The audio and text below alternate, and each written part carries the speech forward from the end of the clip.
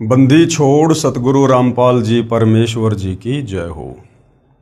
परमपिता परमात्मा सारी सृष्टि के रचनहार कुल मालिक असंख्य ब्रह्मांडों के स्वामी जगत गुरु तीनों लोकों में प्रवेश करके सबका धारण पोषण करने वाले राजाधीराज आत्माधार नाथों के नाथ देवों के देव महादेव सर्वेश्वर महेश्वर मृत्युंजय अजरो अमर आदि अनादि सनातनी प्रभु जगत पिता जगदीश्वर श्री श्री 1008 की उपाधि के वास्तविक अधिकारी अकाल मूर्त शब्द स्वरूपी राम वासुदेव सर्वगतम ब्रह्म परम पूज्य प्रथम पूज्य परम संत परम पुरुष परम धनी परम दयालु सत्य कबीर हक्का कबीर अल्लाहु कबीर अल्लाहु अकबर बाखबर अल्लाह ताला जगत के तारणहार जगत के मुक्तिदाता जगत के जगन्नाथ हारे के सहारे हिंदुओं के राम मुसलमानों के अल्लाह सिखों के वायुगुरु ईसाइयों के मसीह दया के सागर दयानिधि करुणा के सागर करुणानिधि स्वयंभू परिभू संकट मोचन कष्ट हरण मंगल करण दुख भंजन अविगत कबीर निर्विषम निर्विकार परमात्मा अलय अलेख सतगुरु आदि अनादि सतगुरु असली मर्यादा पुरुषोत्तम असली राम असली कृष्ण असली घनश्याम असली मुरारी राजाओं के राजा महाराजाओं के महाराजा शहंशाहों के शहंशाह सम्राटों के सम्राट भगवानों के भगवान अल्लाहों के अल्लाह प्रभुओं के प्रभु मसीहाओं के मसीह सच्चे वाहिगुरु बाबाओं के बाबा पीरों के पीर सेठों के सेठ जगत सेठ सावड़सा सेठ सर्वगुण संपन्न अनंत कोटि कलाओं के स्वामी अनंत कोटि ब्रह्मांडों के नायक योगियों में महायोगी ध्यानियों में महाध्यानी सिद्धों में परम सिद्ध ज्ञानियों में तत्वज्ञानी ब्रह्म ज्ञानी महाज्ञानी परम ज्ञानी सर्वश्रेष्ठ ज्ञानी विज्ञानी युवा कबीर समर्थ कबीर असमवात अमित ओजा सच्चे रहनुमा करीम अल्लाह शुभान अल्लाह दुनिया के अंतिम पैगंबर 8 सितंबर 1951 से गांव धनाना जिला सोनीपत हरियाणा भारतवर्ष की पावन भूमि पे प्रकट रियल कल्कि भगवान श्री नारायण साकार हरि श्री बाबा साहेब नूर अनंत परमात्मा सच्चे दरवेश सच्चे बाखबर संत श्रोमणी सतगुरु रामपाल जी परमेश्वर जी के चरण कमल में आप और हम सभी भाई बहनों का अनंत कोटि दंडवत प्रणाम। सत्साई भाई और बहनों, बहुत बड़ी दया बहुत बड़ी मेहर पूज्य गुरुदेव भगवान की परमेश्वर रामपाल जी की, जिनके शुभ आशीर्वाद से विशेष आशीर्वाद से उन्हीं के सत्संगों का संग्रह पवित्र आध्यात्मिक पुस्तक ज्ञान गंगा जिसके ऊपर वीडियो बनाने की श्रृंखला जारी है और इसी श्रृंखला में आज हमारा ये 33वें नंबर का वीडियो है। भाई और बहनों, यदि आपने अभी तक इस पवित्र पुस्तक ज्ञान गंगा के ऊपर बन चुके वीडियो नहीं देखे हैं तो आप जिन्हें भूमिका से लेकर प्रत्येक वीडियो को अवश्य देखना चाहिए, तभी हम अध्यात्म को अच्छे से समझ पाएंगे जान पाएंगे और तत्वदर्शी संत को पहचान कर उनसे सत उपदेश लेकर अपनी आत्मा के कल्याण के मार्ग में आगे को बढ़ पाएंगे। क्योंकि इस पवित्र पुस्तक में सृष्टि रचना को विशेष तौर पर समझाया गया है।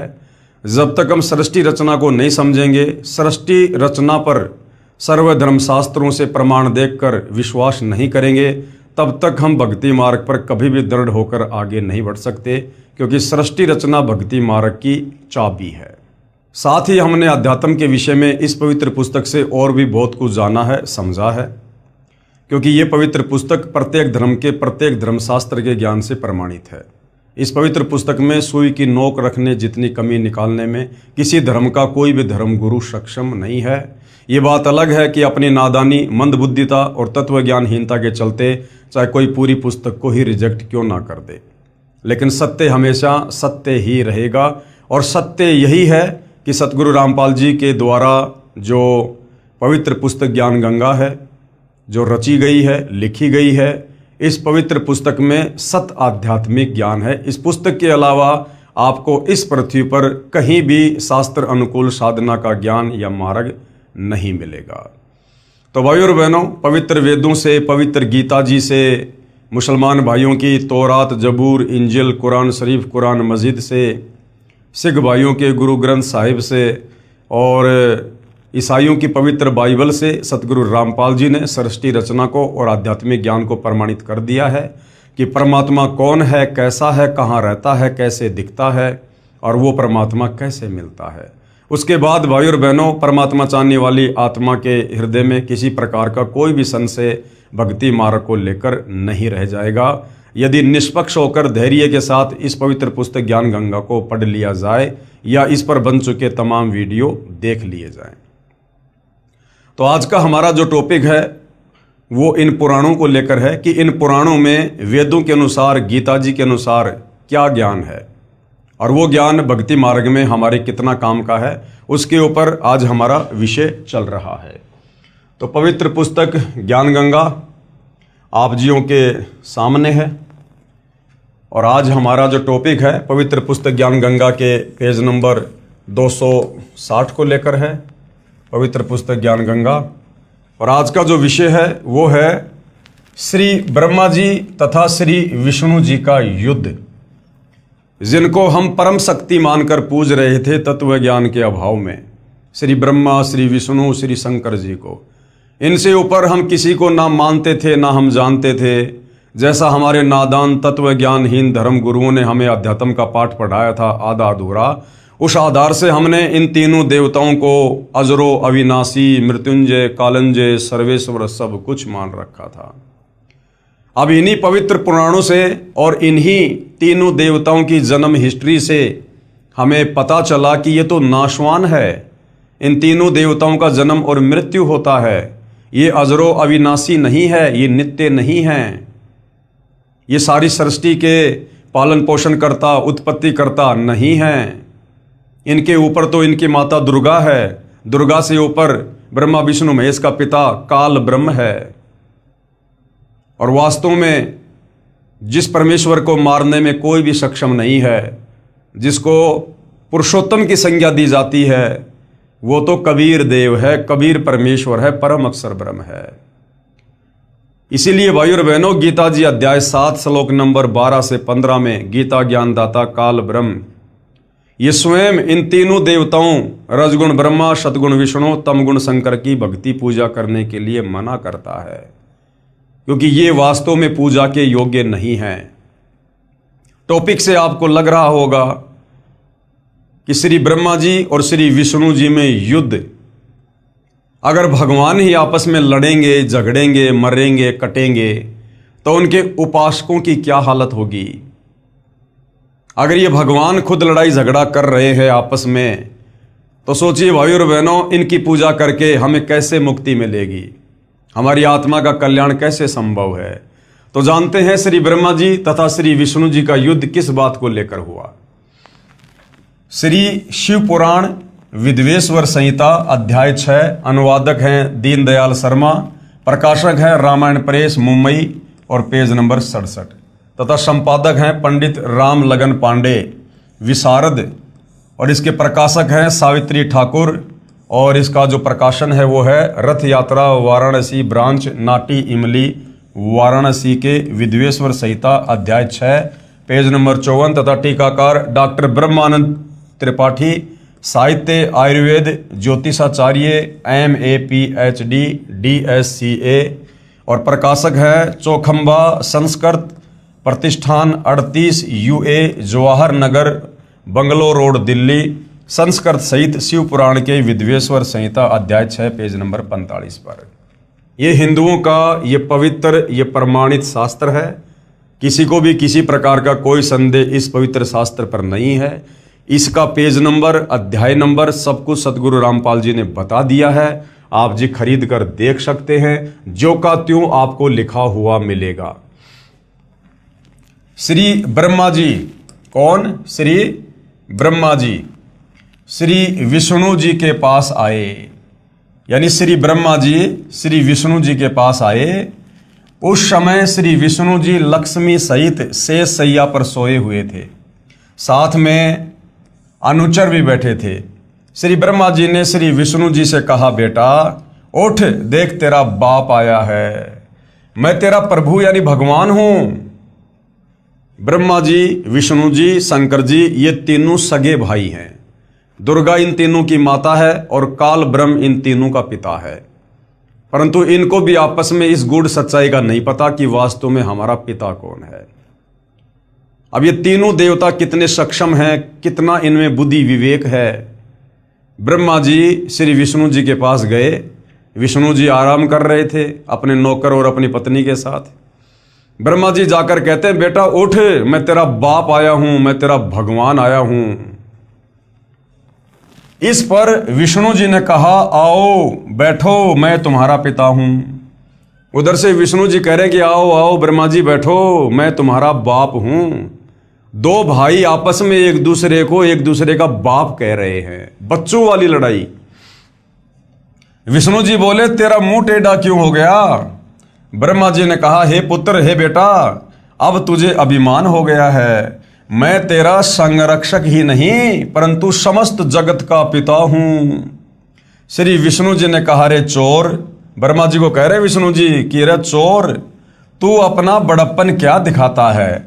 सर्व जगत तो मुझ में निवास करता है, जबकि ना सर्व जगत ब्रह्मा में निवास करता और ना विष्णु में निवास करता। जब इनको अपने बाप का नहीं पता कि हमारा बाप कौन है, उसका नाम क्या है, इन्होंने आज तक अपने बाप की शक्ल तक नहीं देखी और ये अपने आप को जगत पिता जगदीश्वर कह रहे हैं। विष्णु जी बोले, तू मेरी नाभि कमल से उत्पन्न हुआ और मुझसे ही ऐसी बातें कर रहा है। इतना कहकर दोनों भगवान आपस में हथियारों से लड़ने लगे। एक दूसरे के वक्ष स्थल पर आघात किए, छाती पर मुक्के मारे। ये देखकर सदाशिव, अब ये सदाशिव कौन है? ये काल, इनका पिता, ये काल ब्रह्म, जिसने प्रतिज्ञा कर रखी है कि मैं अपने तीनों बेटों ब्रह्मा विष्णु महेश को भी दर्शन नहीं दूंगा। इनका लड़ाई झगड़ा देखकर इनका पिता ये सदाशिव, ये काल रूपी ब्रह्म, इसने देखा ये क्या कर रहे हैं आपस में। अरे ये अगर लड़ेंगे झगड़ेंगे तो सृष्टि कैसे चलेगी? एक ब्रह्मांड की, तीन लोक की। मेरे भोजन का क्या होगा? जीवों की उत्पत्ति कैसे होगी? पालन पोषण कैसे होगा? संहार कैसे होगा? तो इनका पिता काल भगवान तुरंत वहां पर सदाशिव का रूप बनाकर आ गया, अपने तीसरे पुत्र शिव जी का रूप बनाकर आ गया। ये देखकर सदाशिव काल रूपी ब्रह्म ने एक तेजो में लिंग उन दोनों के बीच में खड़ा कर दिया। ब्रह्मा विष्णु लड़ रहे हैं और इनके पिता सदाशिव ने, काल रूपी ब्रह्म ने, एक तेजो में पिल्लर खंबा उन दोनों के बीच में खड़ा कर दिया उनका युद्ध रुकवाने के लिए। तब उनका युद्ध समाप्त हुआ। यह उपरोक्त विवरण गीता प्रेस गोरखपुर वाली शिव पुराण से निकाल रखा है, परंतु मूल संस्कृत सहित जो ऊपर लिखी है तथा अन्य दो संपादकों तथा प्रकाशकों वाली शिव पुराण में सही है। विचार करें, श्री शिव पुराण, श्री विष्णु पुराण तथा श्री ब्रह्मा पुराण तथा श्री देवी महापुराण में तीनों प्रभु, ये ब्रह्मा विष्णु महेश तथा सदाशिव काल रूपी ब्रह्म तथा देवी, जिसको शिवा या फिर प्रकृति भी कहते हैं दुर्गा को, की जीवन लीलाएं हैं। इन्हीं के आधार से सभी ऋषिजन व गुरुजन ज्ञान सुनाया करते थे। यदि कोई पवित्र पुराणों से भिन्न ज्ञान कहता है वह पाठ्यक्रम के विरुद्ध ज्ञान होने से व्यर्थ है। उपरोक्त युद्ध का विवरण पवित्र शिव पुराण से है, जिसमें दोनों प्रभु, कौन? श्री ब्रह्मा श्री विष्णु 5 वर्ष के बच्चों की तरह झगड़ा कर रहे हैं। वे कहा करते हैं कि तू मेरा बेटा, दूसरा कहा करता है तू मेरा बेटा, मैं तेरा बाप। जैसे दो छोटे छोटे बच्चे आपस में लड़ते हैं ना कि मैं तेरा बाप, मैं तेरा बाप। उसी हिसाब से ये हमारे भगवान, जिनको हम अजरो अमर अविनाशी जगत पिता जगदीश्वर सत्यनारायण मानकर पूजा करते थे, तत्व ज्ञान के अभाव में ये बच्चों की तरह लड़ाई कर रहे थे। दोनों आपस में सगे भाई होने के बावजूद भी एक दूसरे को मैं तेरा बाप, मैं तेरा बाप, तू मेरा बेटा, तू मेरा बेटा।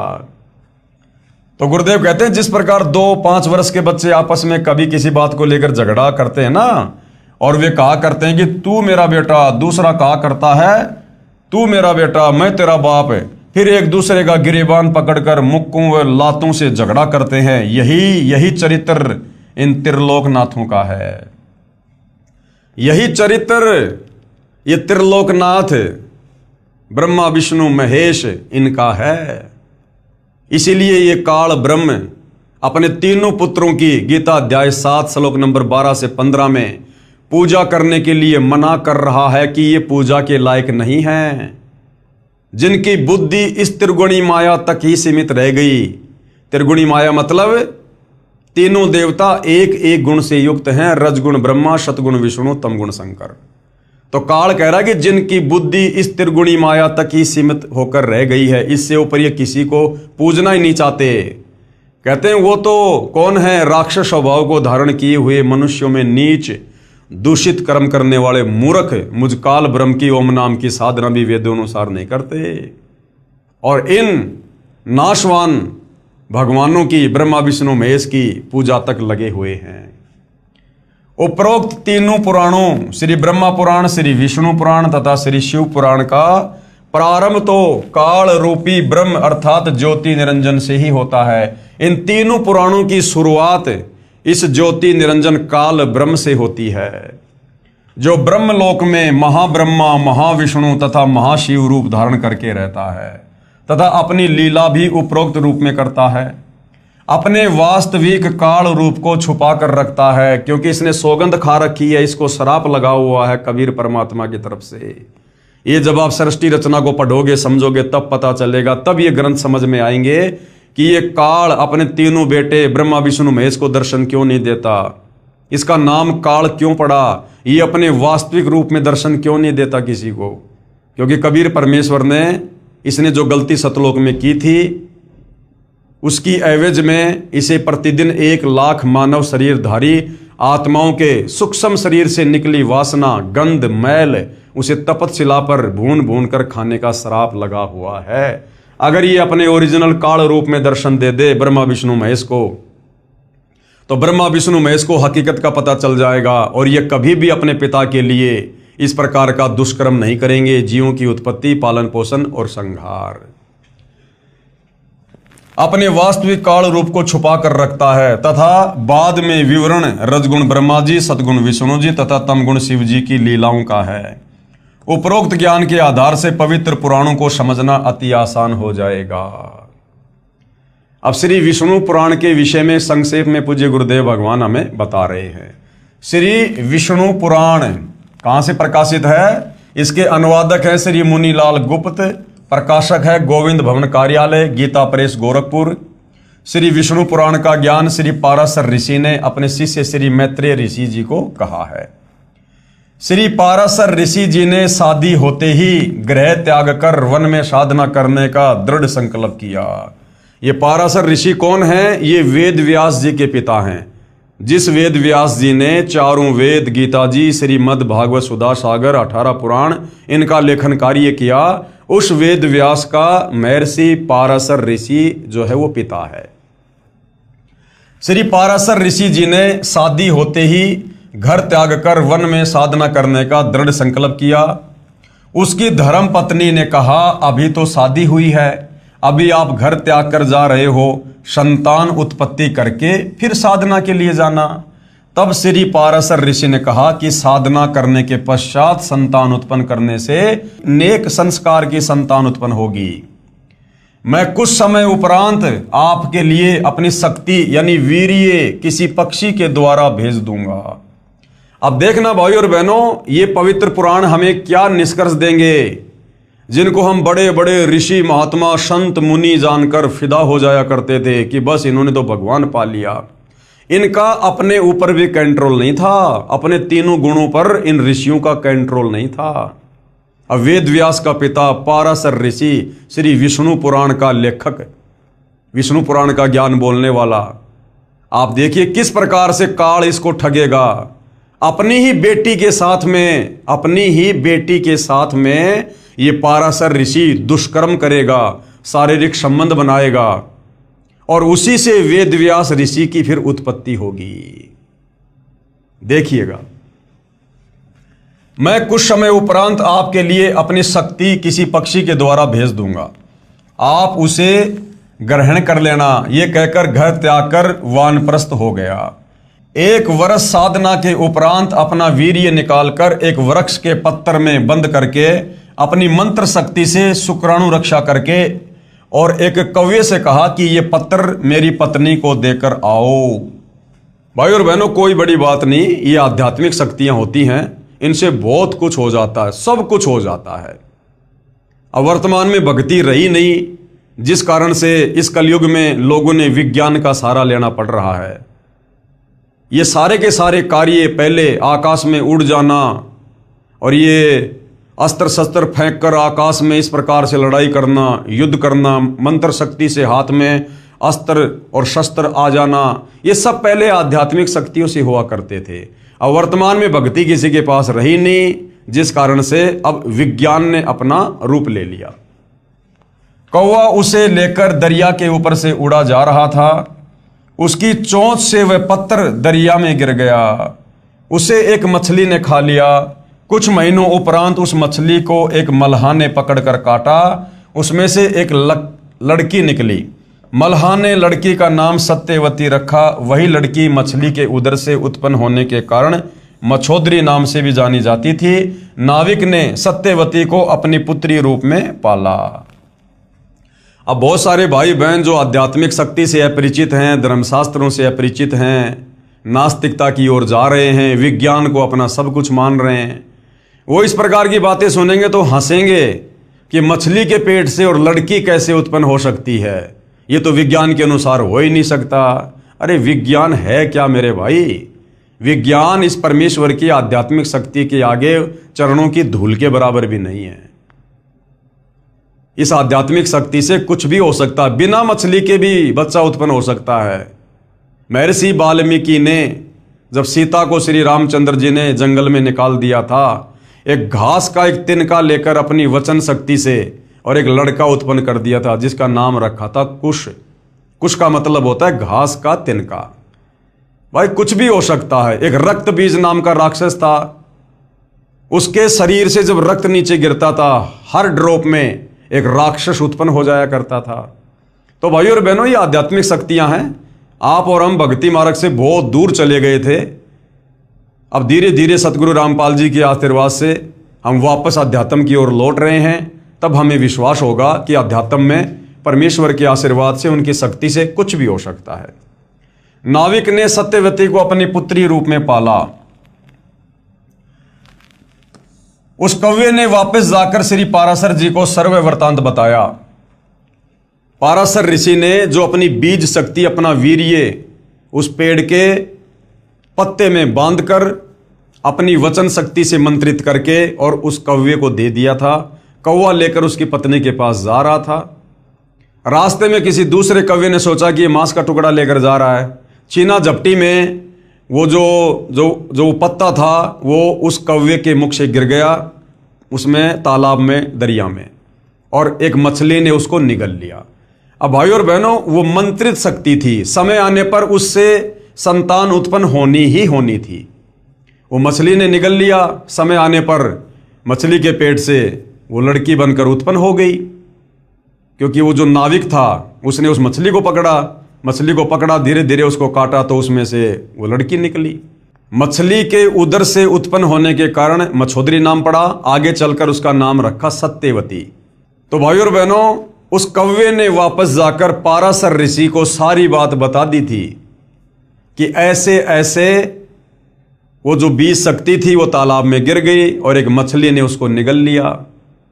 अब देखना भाई और बहनों, पता होने के बावजूद भी अब वो पाराशर ऋषि, जिसको हम बहुत बड़ा संत कहते हैं, संत समझ जा करते थे, और जंगल में चला गया था शादी होते साधना करने के लिए। उसको सब कुछ पता होते हुए भी उसने अपनी ही बेटी के साथ में शारीरिक संबंध बनाए।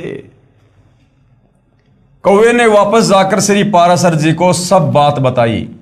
जब साधना समाप्त करके श्री पाराशर जी 16 वर्ष उपरांत वापस आ रहे थे, दरिया पार करने के लिए मल्हा को पुकार कर कहा कि मुझे शीघ्र दरिया से पार कर, मेरी पत्नी मेरी प्रतीक्षा कर रही है।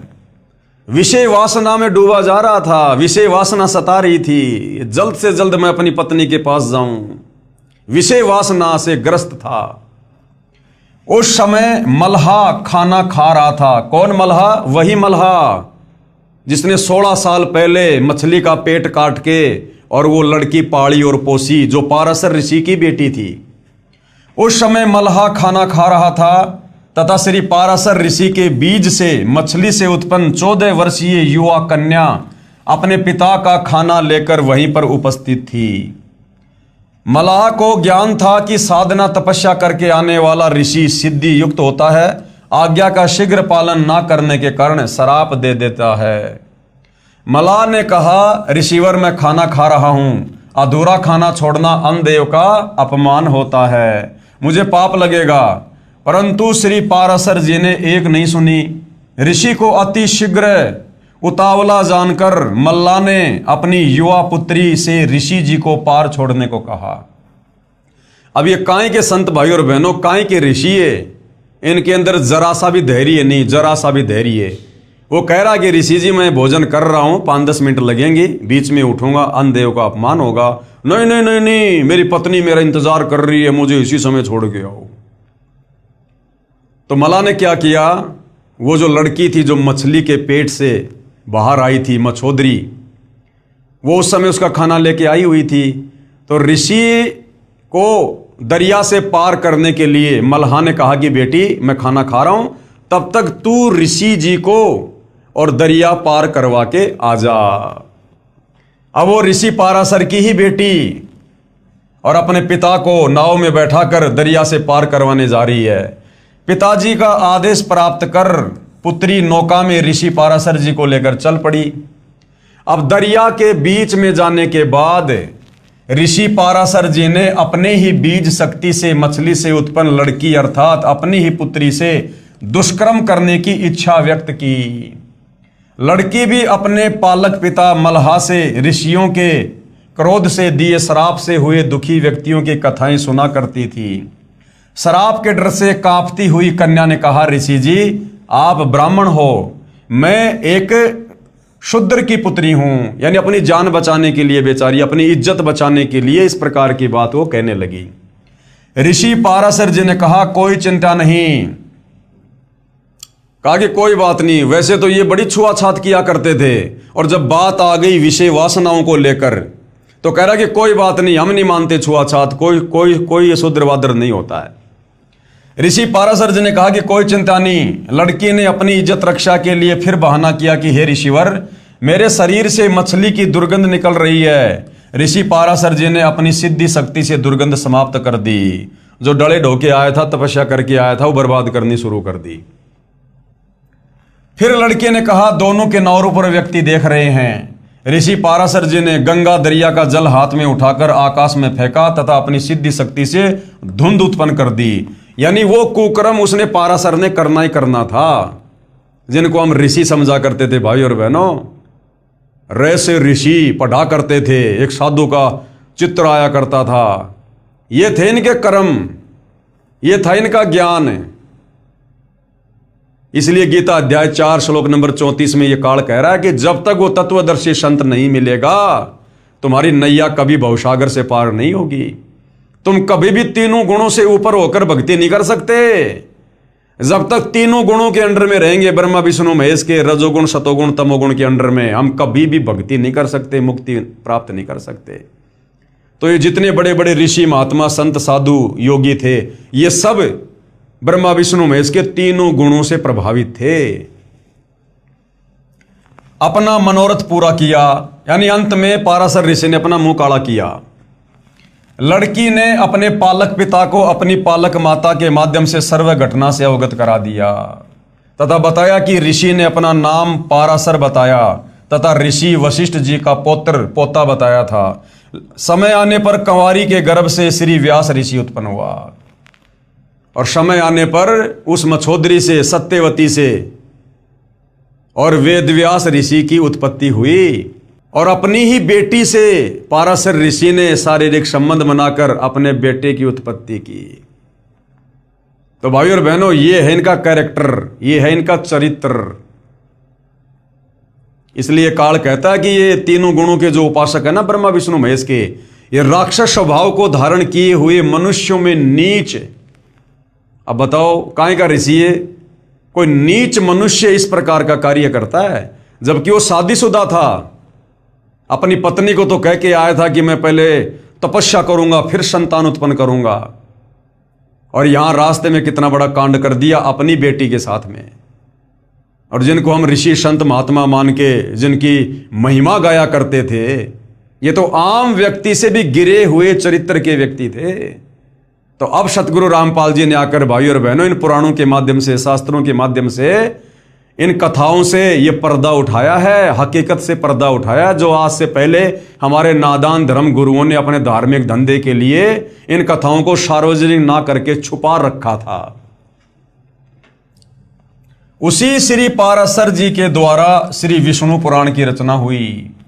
अब बताओ, ऐसे पाराशर ऋषि के द्वारा जिसने अपनी बेटी के साथ में शारीरिक संबंध बना के और संतान उत्पन्न की, अब ऐसे पाराशर ऋषि के द्वारा लिखा गया विष्णु पुराण, और इसको पढ़ने से पढ़ने वाले को कहां सद्बुद्धि आएगी? जब लिखने वाले को सद्बुद्धि नहीं है तो उसके द्वारा लिखित शास्त्र को पढ़ने से पढ़ने वाले को कैसे सद्बुद्धि आएगी? श्री पाराशर जी ने बताया कि हे मैत्रेय, जो ज्ञान मैं तुझे सुनाने जा रहा हूं, यही प्रसंग दक्ष आदि मुनियों ने नर्मदा तट पर राजा पृथकुश को सुनाया था। राजा पृथकुश ने सारस्वत से और सारस्वत ने मुझसे कहा था।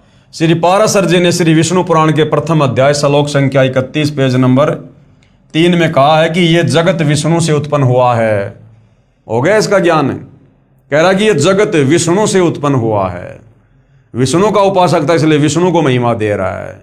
विष्णु को खुद नहीं पता कि मेरे को शेषनाग की सैया पर किसने लेटा रखा था। उन्हीं में स्थित है, वे ही इसकी स्थिति और लय के करता हैं। अध्याय 2 श्लोक 15-16 पेज नंबर 4 में कहा कि हे द्विज, परब्रह्म का प्रथम रूप पुरुष अर्थात भगवान जैसा लगता है। परब्रह्म का नहीं, ब्रह्म का। इन्हें कुछ नहीं पता भाई और बहनों, शास्त्रों के बारे में इन ऋषियों को कुछ नहीं पता। ब्रह्म को ये परब्रह्म कह रहे हैं। ब्रह्म यानी काल का प्रथम रूप तो भगवान जैसा लगता है, परंतु व्यक्त महाविष्णु रूप में प्रकट होना तथा अव्यक्त अदृश्य रूप में वास्तविक काल रूप में 21वें ब्रह्मांड में रहना उसके अन्य रूप हैं तथा काल उसका परम रूप है। भगवान विष्णु जो काल रूप में तथा व्यक्त और अव्यक्त रूप से स्थिर होते हैं, ये उनकी बालवत लीला है। कोई लीला वाला नहीं है। परमात्मा का श्राप लगा हुआ है, अपना कर्म भोग रहा है। पाराशर ऋषि उसको लीला बता रहा है। अध्याय 2 श्लोक 27 पेज नंबर 5 में कहा कि हे मैत्रेय, प्रलय काल में प्रधान अर्थात प्रकृति के साम्य अवस्था में स्थित हो जाने पर, अर्थात पुरुष के प्रकृति से अलग स्थित हो जाने पर विष्णु भगवान का काल रूप प्रवृत्त होता है। अध्याय 2 श्लोक 28 से 30 पेज नंबर 5 पर क्या लिखा है? तदंतर यानी उसके बाद सर्ग काल उपस्थित होने पर उन परब्रह्म नहीं ब्रह्म, उस ब्रह्म यानी काल रूपी परमात्मा विश्व रूप सर्वव्यापी सर्वभूतेश्वर सर्वात्मा परमेश्वर ने अपनी इच्छा से विकारी प्रधान और अविकारी पुरुष में प्रविष्ट होकर उनको शोभित किया। जिस प्रकार क्रियाशील न होने पर भी गंध अपनी सनिधि मात्र से ही प्रधान व पुरुष को प्रेरित करते हैं। विशेष श्लोक संख्या 28 से 30 में स्पष्ट किया है कि प्रकृति यानी दुर्गा तथा पुरुष यानी काल प्रभु से अन्य कोई और परमेश्वर है जो इन दोनों को पुनः सृष्टि रचना के लिए प्रेरित करता है। अध्याय 2 पेज नंबर 8 पर श्लोक 66 में लिखा है, वही प्रभु विष्णु सृष्टा ब्रह्मा होकर अपनी ही सृष्टि करते हैं। श्लोक संख्या 17 में लिखा है, भगवान विष्णु ही ब्रह्मा आदि अवस्थाओं द्वारा रचने वाले हैं। वे ही रचे जाते हैं और स्वयं भी संगत अर्थात मरते हैं। अध्याय 4 श्लोक 4 पेज 11 पर लिखा है कि कोई अन्य परमेश्वर है जो ब्रह्मा शिव आदि ईश्वरों के भी ईश्वर हैं। अध्याय 4 श्लोक 14 15 27 22 पेज नंबर 11 12 पर लिखा है, पृथ्वी बोली, हे काल स्वरूप आपको नमस्कार हो। हे प्रभु, आप ही जगत की सृष्टि आदि के लिए ब्रह्मा विष्णु और रुद्र रूप धारण करने वाले हैं। आपका जो रूप अवतार रूप में प्रकट होता है उसी की देवगण पूजा करते हैं। आप ही ओंकार हैं। अध्याय 4 श्लोक 50 पेज नंबर 14 पर लिखा है, फिर उन भगवान हरि ने रजोगुण युक्त होकर चतुर्मुखधारी ब्रह्मा रूप धारण कर सृष्टि की रचना की। उपरोक्त विवरण से सिद्ध हुआ कि ऋषि पाराशर जी ने सुना सुनाया ज्ञान अर्थात लोक वेद के आधार पर श्री विष्णु पुराण की रचना की है, क्योंकि वास्तविक ज्ञान पूर्ण परमात्मा ने प्रथम सतयुग में स्वयं प्रकट होकर श्री ब्रह्मा जी को दिया था। श्री ब्रह्मा जी ने कुछ ज्ञान तथा कुछ स्वयं निर्मित काल्पनिक ज्ञान अपने वंशजों को बताया। एक दूसरे से सुनते सुनाते ही लोकवेद श्री पाराशर जी को प्राप्त हुआ। श्री पाराशर जी ने विष्णु को काल भी कहा है तथा परब्रह्म भी कहा है। उपरोक्त विवरण से यह भी सिद्ध हुआ कि विष्णु अर्थात ब्रह्म स्वरूप काल अपनी उत्पत्ति ब्रह्मा विष्णु तथा शिव रूप से करके सृष्टि उत्पन्न करते हैं। ब्रह्म यानी काल ही ब्रह्मलोक में 3 रूप में प्रकट होकर लीला करके छल करता है, वहां स्वयं भी मरता है। विशेष जानकारी के लिए कृपया पढ़ें प्रलय की जानकारी पुस्तक गहरी नजर गीता में अध्याय 8 श्लोक 17 की व्याख्या में। उसी ब्रह्मलोक में 3 स्थान बनाए हैं। इस काल ने ब्रह्मलोक में 3 गुप्त स्थान बनाए हैं जहां पर यह दुर्गा के सहयोग से तीनों पुत्रों की उत्पत्ति करता है। एक रजोगुण प्रधान, उसमें यही काल रूपी ब्रह्म अपना ब्रह्मा रूप धारण करके रहता है तथा अपनी पत्नी दुर्गा को साथ रखकर एक रजोगुण प्रधान पुत्र उत्पन्न करता है, उसका नाम ब्रह्मा रखता है। उसी से एक ब्रह्मांड में उत्पत्ति करवाता है। इसी प्रकार उसी ब्रह्मलोक में एक सतगुण प्रधान स्थान बना रखा है, स्वयं अपना विष्णु रूप धारण करके रहता है तथा अपनी पत्नी दुर्गा यानी प्रकृति को पत्नी रूप में रखकर एक सतगुण युक्त पुत्र उत्पन्न करता है, उसका नाम विष्णु रखता है। उस पुत्र से एक ब्रह्मांड में 3 लोकों पृथ्वी पाताल स्वर्ग में स्थिति बनाए रखने का कार्य करवाता है। इसका प्रमाण शिव पुराण गीता प्रेस गोरखपुर से प्रकाशित अनुवाद हनुमान प्रसाद पोदार चिमनलाल गोस्वामी रुद्र संहिता अध्याय 6 और 7 पेज नंबर 102 और 103 पर आपको मिल जाएगा।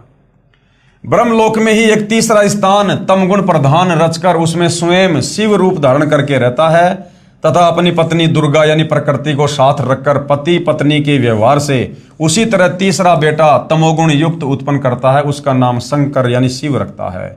इस पुत्र से 3 लोक के प्राणियों का संहार करवाता है। यानी घटिया कर्म में इस काल ने अपने तीनों बेटे ब्रह्मा विष्णु महेश को लगा रखा है।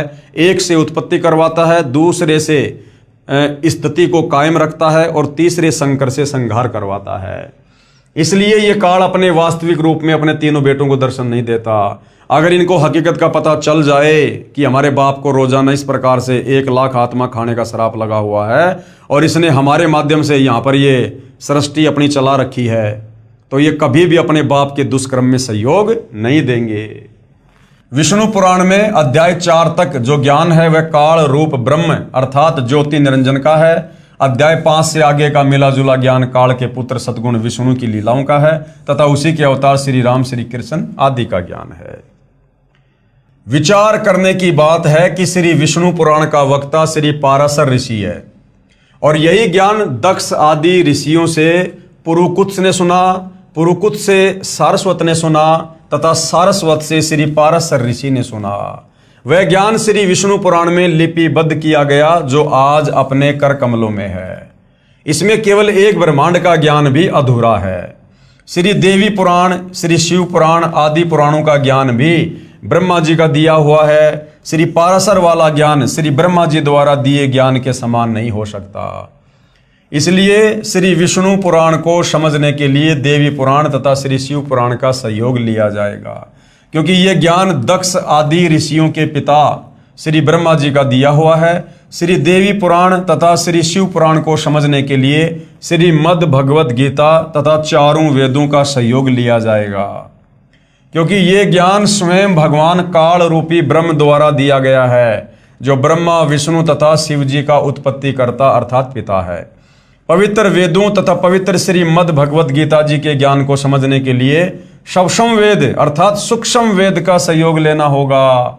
सूक्ष्म वेद है 5वां वेद, आदरणीय गरीबदास जी का सदग्रंथ साहिब और कबीर सागर, जो काल रूपी ब्रह्म के उत्पत्ति करता अर्थात पिता परम अक्षर ब्रह्म अर्थात कबीर देव का दिया हुआ है, जो कबीर गिरबी अर्थात कबीर वाणी द्वारा स्वयं सत्य पुरुष ने प्रकट होकर बोला था। ऋग्वेद मंडल 9 सूक्त 96 मंत्र 16 से 20 तक इसका प्रमाण है। आगे श्री ब्रह्मा पुराण। अब श्री ब्रह्मा पुराण के विषय में पूज्य गुरुदेव भगवान क्या समझा रहे हैं। इस पुराण के वक्ता श्री लोम हर्षण ऋषि जी हैं, जो श्री व्यास ऋषि जी के शिष्य हुए हैं, जिन्हें सूत जी भी कहा जाता है। श्री लोम हर्षण जी अर्थात सूत जी ने बताया कि ये ज्ञान पहले श्री ब्रह्मा जी ने दक्ष आदि श्रेष्ठ मुनियों को सुनाया था, वही मैं सुनाता हूं। इस पुराण के सृष्टि के वर्णन नामक अध्याय में पेज नंबर 227 से 279 तक कहा है कि श्री विष्णु जी सर्व विश्व के आधार हैं, जो ब्रह्मा विष्णु तथा शिव रूप से जगत की उत्पत्ति तथा पालन तथा संहार करते हैं। उस भगवान विष्णु को मेरा नमस्कार। और शुरुआत में इतना बड़ा झूठ बोल रखा है, श्री विष्णु जी को सारी सृष्टि का जगत पिता और पालक बता दिया गया है। क्योंकि भाई और बहनों, इनको सृष्टि रचना का ज्ञान नहीं था, इनको तत्वदर्शी संत प्राप्त नहीं था।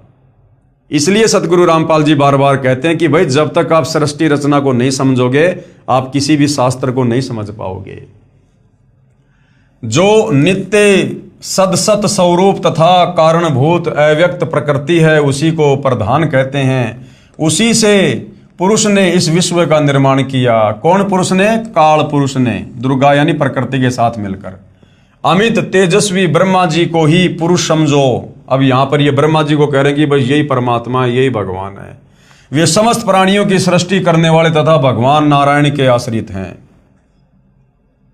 स्वयंभू भगवान नारायण ने, अब बताओ, विष्णु जी को तो स्वयंभू कह रहे हैं, जबकि काल और दुर्गा ने पति पत्नी व्यवहार करके इसकी उत्पत्ति की है। लेकिन सूत जी यहां पर अपनी अज्ञानता के चलते, सृष्टि रचना का ज्ञान ना होने के चलते क्या कह रहे हैं? स्वयंभू यानी स्वयं प्रकट होने वाले भगवान नारायण ने जल की सृष्टि की। नारायण से उत्पन्न होने के कारण जल को नार कहा जाने लगा, जबकि वास्तव में वेदों में नारायण कबीर परमात्मा जी को कहा गया है। क्योंकि कबीर परमेश्वर चारों युगों में सतलोक से चलकर शिशु रूप में किसी तालाब पर यानी जल पर कमल के विकसित फूल पर प्रकट होते हैं, जिस कारण परमेश्वर को नार प्लस आयन यानी जल पर प्रकट होकर आने वाले परमेश्वर को नारायण कहते हैं। तो असल में नारायण कौन है? कबीर परमात्मा। भगवान ने सर्वप्रथम जल पर विश्राम किया, इसलिए भगवान को नारायण कहा जाता है। भगवान ने जल में अपनी शक्ति छोड़ी, उससे एक सुवर्ण में अंड प्रकट हुआ, उसी में स्वयंभू ब्रह्मा जी की उत्पत्ति हुई। अब ये क्या है कि खिचड़ी ज्ञान बना दिया भाई और बहनों। ये ब्रह्मा जी ने क्या किया कि कुछ तो वेदों का ज्ञान और कुछ काल प्रेरणा खिचड़ी ज्ञान बना दिया। और क्या सुना रहे हैं? भगवान ने सर्वप्रथम जल पर विश्राम किया, इसलिए भगवान को नारायण कहा जाता है। फिर क्या कह रहे हैं? भगवान ने जल में अपनी शक्ति छोड़ी, उससे एक सुवर्ण में अंडा प्रकट हुआ। अब असल में सृष्टि रचना गुरुदेव ने बताया कि परमात्मा ने अक्षर पुरुष को निंद्रा से जगाने के लिए उस मानसरोवर से जल अपने हाथ में लिया, अपनी वचन शक्ति से अंडा बनाया, उसमें एक आत्मा प्रवेश की और उस मानसरोवर में छोड़ी। और जब छोड़ा तो उस अक्षर पुरुष ने गुस्से से अंडे की तरफ देखा तो अंडा दो भाग हो गया, उसमें से ये ज्योति निरंजन निकला, ये ब्रह्म, ये काल। अब ब्रह्मा यहां पर खिचड़ी करके और बता रहा है। भगवान ने जल में अपनी शक्ति छोड़ी, उससे एक सुवर्ण में अंड प्रकट हुआ, उसी में स्वयंभू ब्रह्मा जी की उत्पत्ति हुई। ऐसा सुना जाता है, ऐसा सुना जाता है, कन्फर्म नहीं है, ऐसा सुना जाता है। 1 वर्ष तक अंडे में निवास करके श्री ब्रह्मा जी ने उसके 2 टुकड़े कर दिए, एक से धूलोक बन गया और दूसरे से भूलोक बन गया। ये है इनकी सृष्टि रचना देवताओं की, ये हमारे देवताओं की और ऋषि मुनियों की सृष्टि रचना है। देख लो भाई और बहनों। तत्पश्चात ब्रह्मा जी ने अपने रोष से रुद्र को प्रकट किया। उपरोक्त ज्ञान ऋषि लोमहर्षण यानी सूत जी का कहा हुआ है, जो सुना सुनाया लोक वेद है, जो पूर्ण नहीं है।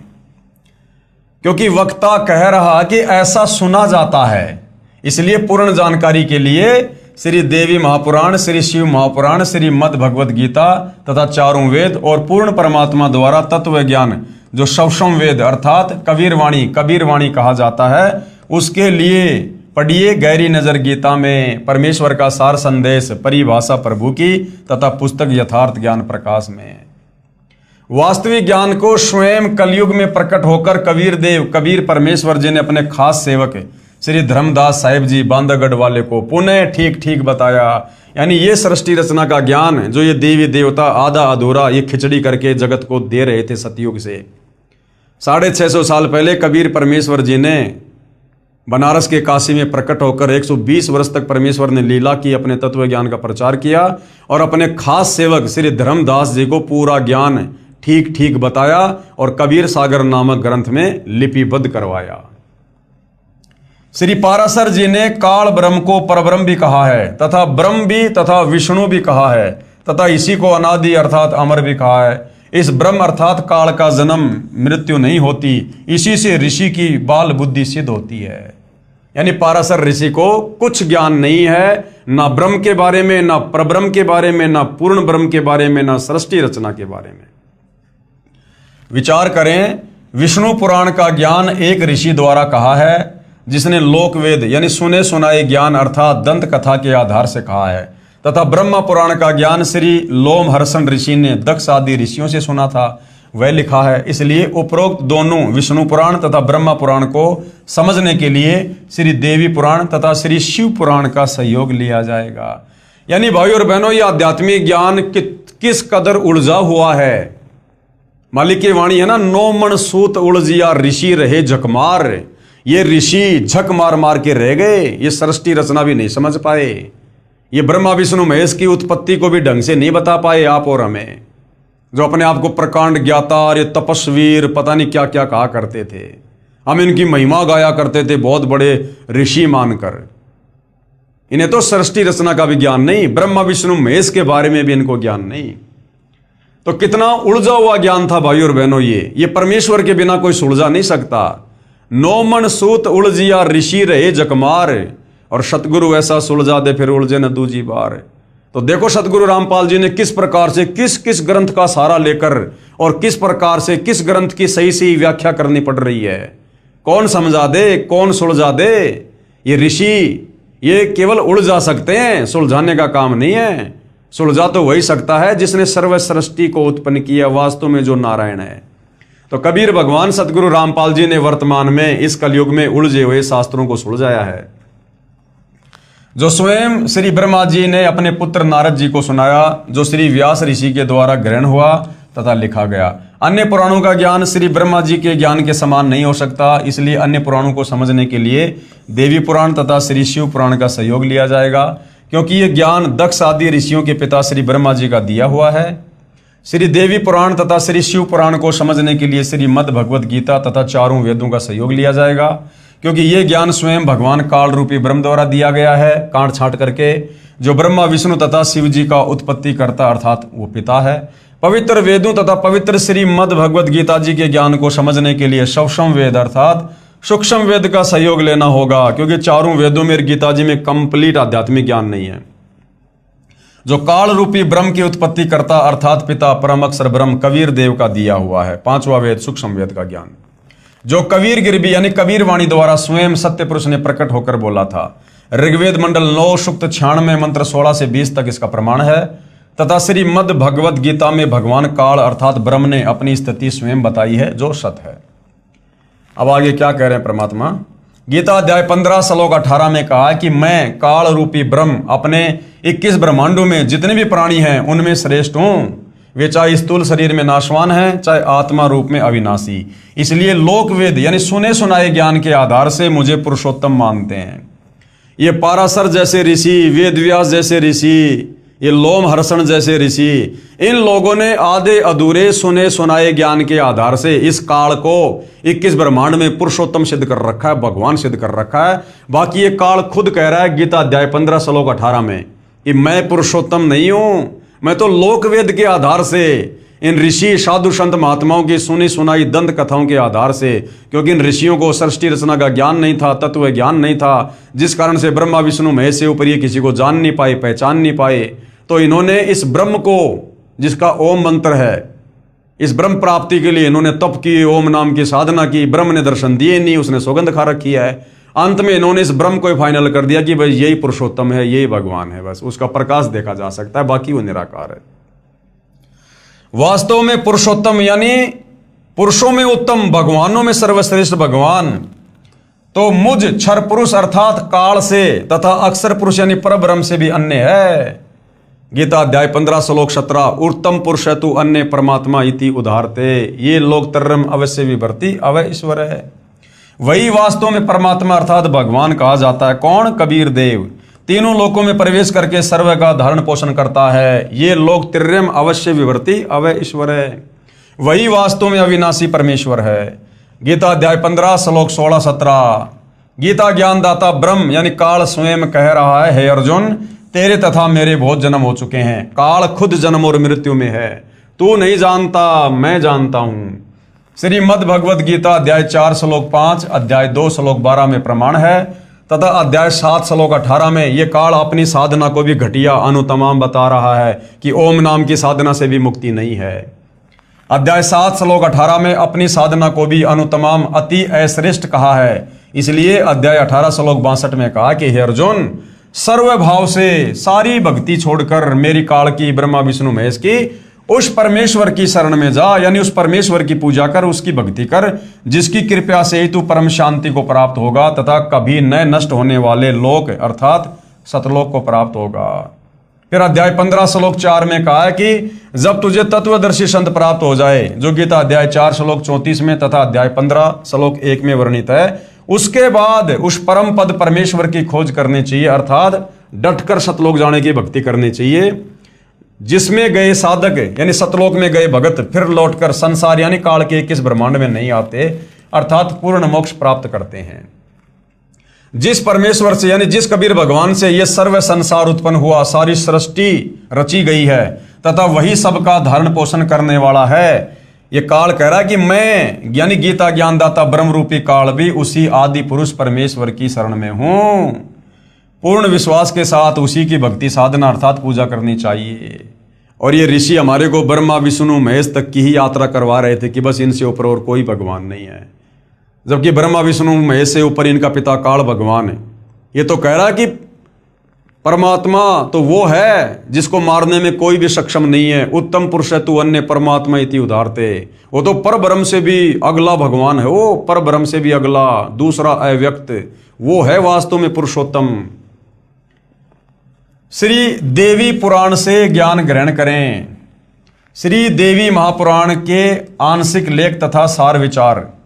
संक्षिप्त श्रीमद देवी भागवत सचित्र मोटा टाइप, केवल हिंदी। संपादक हनुमान प्रसाद पोदार, चिमन लाल गोस्वामी।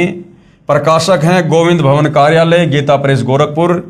श्री जगदम्बिकाय नमः। श्री देवी मद भागवत तीसरा स्कंद। राजा परीक्षित ने श्री व्यास से ब्रह्मांड की रचना के विषय में पूछा। श्री व्यास जी ने कहा कि राजन, मैंने यही प्रश्न ऋषिवर नारद जी से पूछा था, वह वर्णन आपसे बताता हूं। राजा परीक्षित ने सृष्टि रचना के बारे में, एक ब्रह्मांड की रचना के बारे में श्री वेद व्यास जी से पूछा कि भगवान ये सृष्टि रचना कैसे हुई, ब्रह्मांड की रचना कैसे हुई। तो वेद व्यास कह रहा कि राजन, मुझे भी नहीं पता। मैंने एक बार श्री नारद जी से पूछा था इसी विषय में कि ये सृष्टि की रचना कैसे हुई, जगत को किसने रचा। तो नारद जी ने कहा कि मुझे भी नहीं पता था। मैंने अपने पिता श्री ब्रह्मा जी से पूछा। और ब्रह्मा जी आगे फिर क्या कहेगा कि भगवान विष्णु ही है पूरी सृष्टि को रचने वाला, ये है इनकी सृष्टि रचना। राजा परीक्षित ने श्री वेदव्यास जी से ब्रह्मांड की रचना के विषय में पूछा। श्री वेदव्यास जी ने कहा कि राजन, मैंने यही प्रश्न ऋषिवर नारद जी से पूछा था, वह वर्णन आपसे बताता हूं। मैंने यानी श्री व्यास जी ने श्री नारद जी से पूछा, एक ब्रह्मांड के रचयिता कौन है। कोई तो श्री शंकर भगवान को इसका रचयिता मानते हैं, कुछ श्री विष्णु जी को तथा कुछ श्री ब्रह्मा जी को तथा बहुत से आचार्य भवानी यानी दुर्गा को सर्व मनोरथ पूर्ण करने वाली बताते हैं। वे आदि माया महाशक्ति हैं तथा परम पुरुष के साथ रहकर कार्य संपादन करने वाली प्रकृति हैं, यानी काल के साथ मिलकर पति पत्नी व्यवहार करके सबकी जो है उत्पत्ति ये करते हैं। ब्रह्म के साथ यानी काल के साथ उनका अभेद संबंध है। किसका? इस प्रकृति यानी दुर्गा का, क्योंकि ये दोनों पति पत्नी हैं। पेज नंबर 114 पर लिखा हुआ है। फिर नारद जी ने क्या कहा? नारद जी ने कहा, व्यास जी, प्राचीन समय की बात है, यही संदेह मेरे हृदय में भी उत्पन्न हो गया था। नारद जी कह रहे हैं कि यही संदेह एक बार मेरे मन में भी आ गया कि सृष्टि को किसने रचा है, इस ब्रह्मांड का रचयिता कौन है। नारद को भी ज्ञान नहीं। नारद कह रहा कि मेरे मन में भी ये जानने की एक बार जिज्ञासा हुई। तब मैं अपने पिता अमित तेजस्वी ब्रह्मा जी के स्थान पर गया और उनसे इस समय जिस विषय में तुम मुझसे पूछ रहे हो उसी विषय में यानी सृष्टि रचना के विषय में मैंने पूछा। मैंने कहा, पिताजी, ये संपूर्ण ब्रह्मांड कहाँ से उत्पन्न हुआ? इसकी रचना आपने की है या श्री विष्णु जी ने या श्री शंकर जी ने?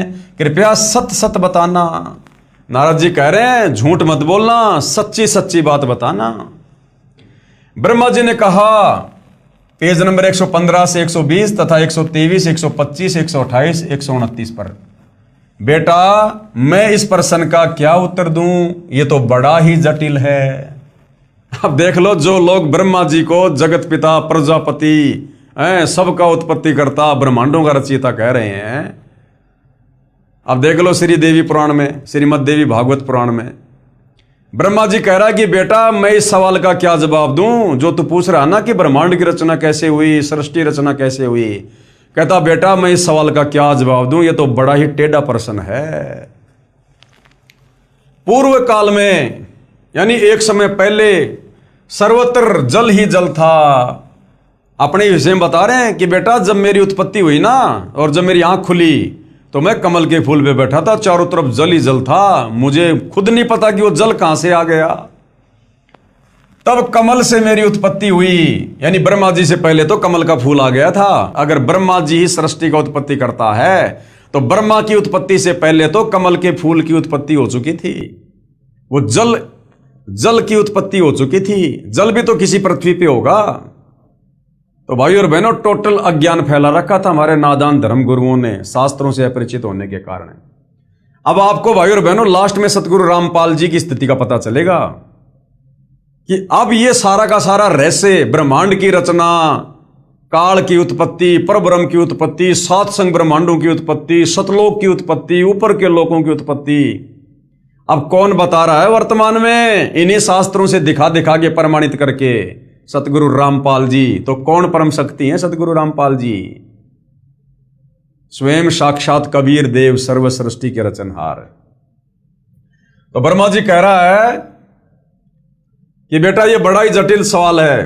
पूर्व काल में सर्वत्र जल ही जल था, तब कमल से मेरी उत्पत्ति हुई। मैं कमल की कर्णिका पर यानी उसकी डाली पर बैठकर विचार करने लगा, इस अगाध जल में मैं कैसे उत्पन्न हो गया, कौन मेरा रक्षक है। कमल का डंठल पकड़कर जल में उतरा। अब देखो भाई और बहनों, बहुत सारे भाई बहन जिनको आध्यात्मिक ज्ञान का अकाल पड़ा हुआ है, जब सतगुरु रामपाल जी 650 साल पहले कबीर परमेश्वर जी लीला करते हुए सतलोक से चलकर शिशु रूप में लहर तरा तालाब पर कमल के विकसित फूल पर प्रकट हुए, तो बहुत सारे लोग सवाल जवाब कर देते हैं कि कमल के फूल पे और एक बच्चा कैसे ठहर सकता है? ठहर ही नहीं सकता कमल के फूल पर। ये तुम्हारे ब्रह्मा जी कैसे ठहर गए युवा अवस्था में? अरे बच्चे में तो फिर भी इतना वजन नहीं होता। अरे ब्रह्मा जी तो युवा अवस्था में कमल के फूल पर चेत में आए थे, होश में आए थे। और ये तो देवता हैं ब्रह्मा जी, इनका तो कई मण वजन है, इनका तो कई हजार किलो वजन होगा। और ये ब्रह्मा जी क्या कह रहे हैं कि बेटा जब मेरी उत्पत्ति कमल के फूल पर हुई तो मैं कमल की उस कर्णिका पर, उसकी टहनी पर बैठकर और चारों तरफ देखने लगा कि कहीं धरती तो दिखाई नहीं दे रही। तो भाई ये ब्रह्मा जी युवा अवस्था में जब कमल के फूल पर बैठ सकते हैं, घूम सकते हैं, फिर सकते हैं, तो कबीर परमेश्वर जी ने कमल के फूल पर प्रकट होने में क्या दिक्कत हो रही है भाई?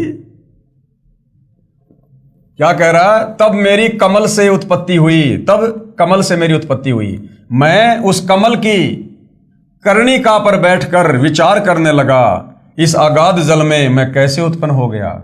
ये लो जी, सारी सृष्टि का उत्पत्ति करता आप लोगों के अनुसार ब्रह्मा जी कमल के फूल पर बैठकर खुद विचार कर रहा है कि कमल के फूल पर मेरी उत्पत्ति कैसे हो गई, मेरे को किसने उत्पन्न कर दिया। ब्रह्मा जी को खुद की सृष्टि का नहीं पता, खुद की उत्पत्ति का नहीं पता, खुद के बाप का नहीं पता, खुद की मां का नहीं पता। और हम ब्रह्मा जी को जगत पिता, प्रजापति, पता नहीं क्या क्या संज्ञा दे रहे थे। ब्रह्मा जी कह रहे हैं इस अगाध जल में मैं कैसे उत्पन्न हो गया, कौन मेरा रक्षक है, यानी कौन मेरा पिता है, किसने मुझे उत्पन्न किया है। कमल का डंठल पकड़कर जल में उतर गया। वहां मुझे शेष साई भगवान विष्णु का दर्शन हुआ। वे योग निंद्रा के वशीभूत होकर गाढ़ी नींद में सोए हुए थे। दुर्गा ने अचेत कर रखा था, उसके अंदर प्रवेश थी दुर्गा। इतने में भगवती योग निंद्रा याद आ गई, मैंने उनका शतवन किया। तब वे कल्याणमयी भगवती श्री विष्णु के विग्रह से यानी शरीर से निकलकर अचिंत्य रूप धारण करके आकाश में विराजमान हो गई। दिव्य आभूषण उनकी छवि बढ़ा रहे थे। जब योग निंद्रा भगवान विष्णु के शरीर से अलग होकर आकाश में विराजने लगे, तब तुरंत ही श्री हरि यानी विष्णु जी उठ बैठे। अब वहां मैं और भगवान विष्णु दोनों थे। वही रुद्र भी प्रकट हो गए, यानी शंकर जी को भी दुर्गा ने वहीं पर लाके खड़ा कर दिया, तीनों भाइयों को इकट्ठा कर दिया। हम तीनों को देवी ने कहा, ब्रह्मा विष्णु और महेश, तुम भली भांति सावधान होकर अपने अपने कार्य में संलग्न हो जाओ। सृष्टि यानी ब्रह्मा क्या करेगा? सृष्टि रजोगुण के प्रभाव से जीवों की उत्पत्ति। विष्णु क्या करेगा? स्थिति, सबको मोह ममता में, पालन पोषण में। और शंकर क्या करेगा? संहार करेगा, मार मार के अपने पिता काल के पास भेजेगा रोजाना 1 लाख। ये तुम्हारे कार्य हैं। इतने में एक सुंदर विमान आकाश से उतर कर आया। तब उन देवी ने हमें आज्ञा दी, देवताओं निर्भीक होकर इच्छा पूर्वक इस विमान में प्रवेश कर जाओ। ब्रह्मा विष्णु और रुद्र, आज मैं तुम्हें एक अद्भुत दृश्य दिखलाती हूं। हम तीनों देवताओं को उस पर बैठे देखकर देवी ने अपने सामर्थ्य से विमान को आकाश में उड़ा दिया। इतने में हमारा विमान तेजी से चल पड़ा और वह दिव्य धाम ब्रह्मलोक में जा पहुंचा। वहां एक दूसरे ब्रह्मा विराजमान थे। ये काल वहां पर ब्रह्मा का रूप बनाकर विराजमान हो गया कि आगे चलकर ब्रह्मा विष्णु महेश को कहीं अहंकार ना हो जाए कि हम ही हैं बस जो भी हैं सृष्टि के रचयिता, पालन करता, उत्पत्ति करता। तो उस ब्रह्मलोक में दुर्गा ने विमान में बैठाकर इन तीनों को भेज दिया और वहां काल खुद ब्रह्मा का रूप बनाकर बैठ गया। वहां एक दूसरे ब्रह्मा विराजमान थे। उन्हें देखकर भगवान शंकर और विष्णु को बड़ा आश्चर्य हुआ। भगवान शंकर और विष्णु ने मुझसे पूछा, हे चतुरानन यानी हे ब्रह्मा जी, ये अविनाशी ब्रह्मा कौन है? मैंने उत्तर दिया, नारद को कह रहे ब्रह्मा जी कि बेटा मैंने उत्तर दिया, मुझे कुछ नहीं पता। सृष्टि के अधिष्ठाता ये कौन है भगवान? मैं कौन हूं और हमारा उद्देश्य क्या है? इस उलझन में मेरा मन चक्कर काट रहा है। ब्रह्मा जी कह रहे मेरा तो सर फटा जा रहा है, इस टेंशन में चक्कर आ रहे हैं मेरे को। तो मैं कौन हूं, ये कौन है, मुझे नहीं पता भाई। बताओ। इतने में मन के समान तेजगामी वह विमान तुरंत वहां से चल पड़ा और कैलाश के सुरमय शिखर पर जा पहुंचा। वहां विमान के पहुंचते ही एक भव्य भवन से त्रिनेत्रधारी भगवान शंकर निकले। वे नंदी वृषभ पर बैठे थे। उस विमान को फिर काल के आदेश से दुर्गा ने कैलाश पर्वत पर भेज दिया जो उसी ब्रह्मलोक में है। और वहां पर यह काल शंकर का रूप बनाकर और बैल के ऊपर बैठकर आ गया। अब शंकर जी चक्कर काटेगा। क्षण भर के बाद ही वह विमान उस शिखर से भी पवन के समान तेज चाल से उड़ा और बैकुंठ लोक में पहुंच गया, जहां भगवती लक्ष्मी का विलास भवन था। बेटा नारद, वहां मैंने जो संपत्ति देखी उसका वर्णन करना मेरे लिए असंभव है। उस उत्तम पुरी को देखकर विष्णु का मन आश्चर्य से समुद्र में गोता खाने लगा। वहां कमल लोचन श्री हरि विराजमान थे। वहां पर एक विष्णु और बैठा हुआ था। ये काल विष्णु रूप में वहां पर बैठ गया और 4 भुजाएं थी। इतने में ही पवन से बातें करता हुआ वह विमान तुरंत उड़ गया। आगे अमृत के समान मीठे जल वाला समुद्र मिला। वही एक मनोहर द्वीप था। उसी द्वीप में एक मंगलमय मनोहर पलंग बिछा था। उस उत्तम पलंग पर एक दिव्य रमणी बैठी थी। ये दुर्गा विराजमान हो गई वहां पर। हम आकाश में कहने लगे, ये सुंदरी कौन है और इसका क्या नाम है? हम इसके विषय में बिल्कुल अनभिज्ञ हैं। नारद, यो संदेहग्रस्त होकर हम लोग वहां रुके रहे। तीनों देवता वहां पर खड़े ऐसे देख रहे हैं कि भाई हम कहां आ गए, ये क्या लीला चल रही है। तब भगवान विष्णु ने उस चारु शानी भगवती को देखकर विवेक पूर्वक निश्चय कर लिया कि वे भगवती जगदम्बिका हैं, यानी वो दुर्गा है। विष्णु ने पहचान लिया। काल ने बुद्धि दे दी विष्णु को, ज्ञान योग खोल दिया विष्णु का। तब उन्होंने यानी विष्णु ने कहा कि ये भगवती हम सबकी आदि कारण है, यानी ये हमारी माता है। महाविद्या और महामाया इसके नाम हैं। ये पूर्ण प्रकृति है। ये विश्वेश्वरी, वेद गर्भा एवं शिवा कहलाती है। ये वे ही दिव्यांगना हैं जिनके परल्यावर्णन में मुझे दर्शन हुए थे, यानी बाल्य अवस्था में मुझे इसके दर्शन हुए थे। उस समय मैं बाल रूप में था। मुझे पालने पर ये झुला रही थी। वट वृक्ष के पत्र पर एक सुदृढ़ सैया बिछी थी। उस पर लेटकर मैं पैर के अंगूठे को अपने कमल जैसे मुख में लेकर चूस रहा था तथा खेल रहा था। ये देवी गा गा कर मुझे झुलाती थी। वे ही ये देवी हैं, इनमें कोई संदेह की बात नहीं है। इन्हें देखकर मुझे पहले की बात याद आ गई। ये हम सबकी जननी है। क्या कह रहे हैं विष्णु जी कि ये हम सबकी जननी, यानी हम सबको पैदा करने वाली है ये दुर्गा, अर्थात ये दुर्गा इन तीनों देवताओं की मां है। श्री विष्णु ने समय अनुसार उन भगवती भुवनेश्वरी की स्तुति आरंभ कर दी।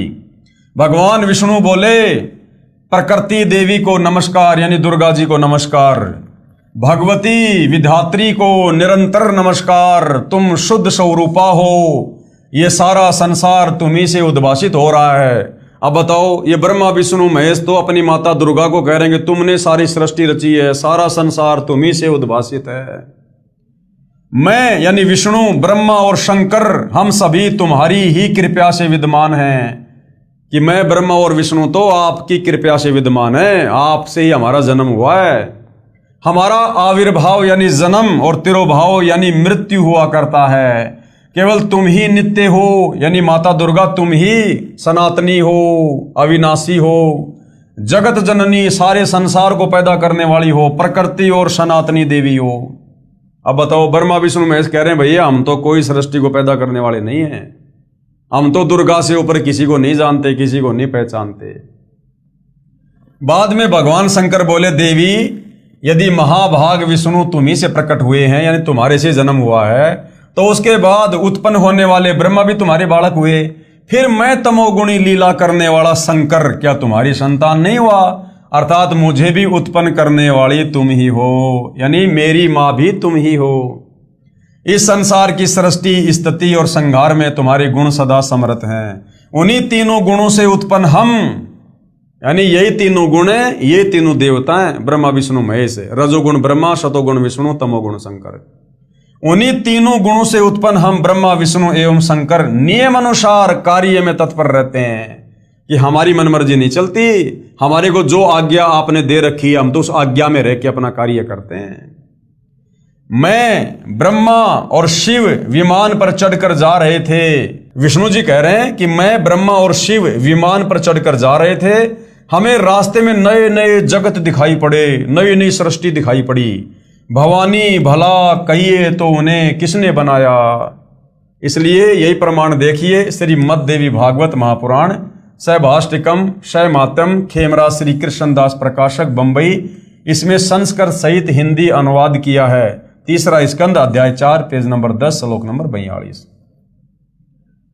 ब्रह्मा क्या कह रहा है? अहम ईश्वर है फिलते प्रभाव श्रेय वे जनी युता न यदायु नित्या के अन्य सुरा शतमख प्रमुखा च नित्या नित्या तमेव जननी प्रकृति पुराणा। हिंदी अनुवाद क्या है?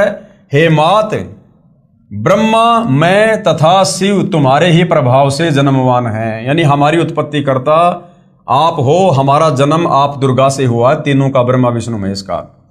हम नित्य नहीं है, यानी हम अविनाशी नहीं है, हम अविनाशी नहीं हैं। फिर अन्य इंद्रादि दूसरे देवता किस प्रकार नित्य हो सकते हैं? कि माता दुर्गा, जब हम ब्रह्मा विष्णु महेश ही जन्म और मरण में हैं, तो फिर ये इंद्र या फिर अन्य 33 करोड़ देवी देवता कैसे अविनाशी हो सकते हैं? अर्थात वो भी जन्म और मरण में। तुम ही अविनाशी हो, हे दुर्गा माता, तुम ही हो अविनाशी, जितना इनको ज्ञान है, प्रकृति तथा सनातनी देवी हो। फिर पेज नंबर 11 और 12 पर, अध्याय 5, श्लोक 8 में, यदि दया धर्मना नय सदा अंबिके कत अहम विहिते च तमोगुण कमल जय रजोगुण संभव सुविहित किमु शतोगुण हरि।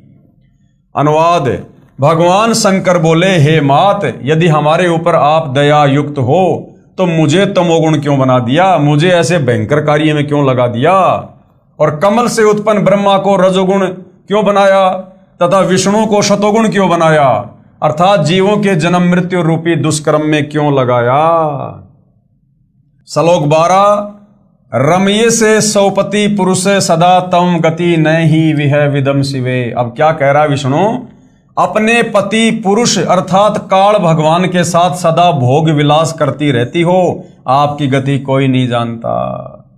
ब्रह्मा जी कहते हैं, मैं भी महामाया जगदम्बिका के चरणों पर गिर पड़ा और मैंने उनसे कहा, माता, वेद कहते हैं एक मावा द्वितीय ब्रह्म है, तो क्या वह आत्म स्वरूपा तुम ही हो अथवा वह कोई और है?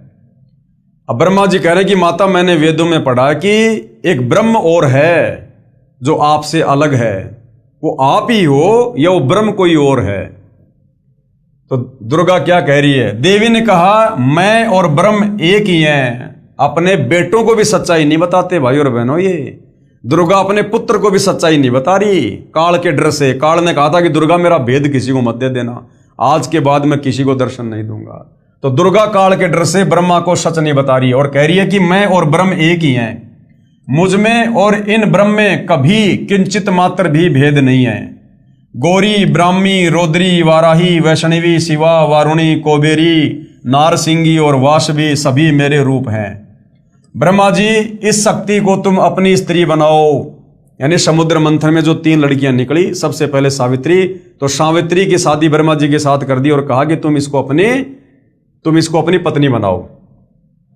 इस शक्ति को तुम अपनी स्त्री बनाओ। महासरस्वती नाम से विख्यात ये सुंदरी अब सदा तुम्हारी स्त्री होकर रहेगी। भगवती जगदम्बिका ने भगवान विष्णु से कहा, विष्णु, मन को मुग्ध करने वाली इस महालक्ष्मी को लेकर अब तुम भी पधारो। दोबारा जो लड़की निकली थी दूसरे नंबर पर समुद्र मंथन से, उसका नाम रखा लक्ष्मी और उसकी शादी दुर्गा ने अपने पुत्र विष्णु के साथ में कर दी। ये सदा तुम्हारे वक्ष स्थल में विराजमान रहेगी। और तीसरी जो लड़की निकली थी समुद्र मंथन में, दुर्गा के 3 रूप थे, तीसरी उमा यानी पार्वती, वो शंकर जी के साथ में शादी कर दी। देवी ने कहा, शंकर, मन को मुग्ध करने वाली ये महाकाली गौरी नाम से विख्यात है, तुम इसे पत्नी रूप में स्वीकार करो। यानी समुद्र मंथन पर दुर्गा ने अपने 3 रूप बनाकर अपने 3 पुत्र ब्रह्मा, विष्णु, महेश के साथ में शादी की। अपने 3 रूप बनाकर अपने 3 पुत्रों की शादी की। अब मेरा कार्य सिद्ध करने के लिए विमान पर बैठकर तुम लोग शीघ्र पधारो। यानी अब तुम जाओ और अपने अपने लोक में जाओ और अब तुम सृष्टि की उत्पत्ति करो, संहार करो और पालन पोषण करो, अपने पिता के लिए खुराक तैयार करो। यदि कोई कठिन कार्य उपस्थित होने पर जब तुम मुझे स्मरण करोगे तब मैं सामने आ जाऊंगी। देवताओं, मेरा तथा सनातन परमात्मा का ध्यान तुम्हें सदा करते रहना चाहिए। अरे जब तू ही सनातन परमात्मा है, तू ही ब्रह्म है, तो फिर दूसरा सनातन परमात्मा कौन आ गया? वहां तो इसने कहा कि मैं ही ब्रह्म हूं, मैं ही हूं सब कुछ। और यहां क्या कह रही है? मेरा तथा सनातन परमात्मा का ध्यान, यानी उस काल का ध्यान करो। यहां अपने से काल को भिन्न दर्शा रही है। मेरा तथा सनातन परमात्मा का ध्यान तुम्हें सदा करते रहना चाहिए। हम दोनों का स्मरण करते रहोगे, हम दोनों का। अब यहां पर 2 साबित कर दिए दुर्गा ने अपने आप ही। हम दोनों का स्मरण करते रहोगे तो तुम्हारे कार्य सिद्ध होने में किंचित मात्र भी संदेह नहीं रहेगा। ब्रह्मा जी कहते हैं, इस प्रकार कहकर भगवती जगदम्बिका ने हमें विदा कर दिया। उन्होंने शुद्ध आचार वाली शक्तियों में से भगवान विष्णु के लिए महालक्ष्मी को, शंकर के लिए महाकाली को और मेरे लिए महासरस्वती को पत्नी बनने की आज्ञा दे दी। अब उस स्थान से हम चल पड़े। अब सार विचार गुरुदेव भगवान कह रहे, निष्कर्ष क्या है? एक ब्रह्मांड की वास्तविक स्थिति से महर्षि व्यास जी, महर्षि नारद जी तथा श्री ब्रह्मा जी, श्री विष्णु जी तथा श्री शंकर जी भी अनभिज्ञ हैं। सारी सृष्टि तो छोड़ो, पर ब्रह्म के 7 संग ब्रह्मांड छोड़ो, काल ब्रह्म के 21 ब्रह्मांड छोड़ो, एक ब्रह्मांड के विषय में 21 ब्रह्मांड में एक ब्रह्मांड के विषय में ये पाराशर ऋषि, वेद व्यास ऋषि, मनु, ब्रह्मा, विष्णु, महेश, नारद, सारद, ये सब अनभिज्ञ हैं। इनको एक ब्रह्मांड का भी ढंग से ज्ञान नहीं है, जिनको हम अजरो अमर सारे जगत पिता परमात्मा कहकर पूज रहे थे। एक ब्रह्मांड की वास्तविक स्थिति से महर्षि व्यास जी, महर्षि नारद जी तथा श्री ब्रह्मा जी, श्री विष्णु तथा श्री शिव शंकर जी भी अनभिज्ञ हैं। यह भी स्पष्ट है कि श्री दुर्गा को प्रकृति भी कहते हैं तथा दुर्गा तथा ब्रह्म यानी ज्योति निरंजन काल का पति पत्नी का संबंध भी है।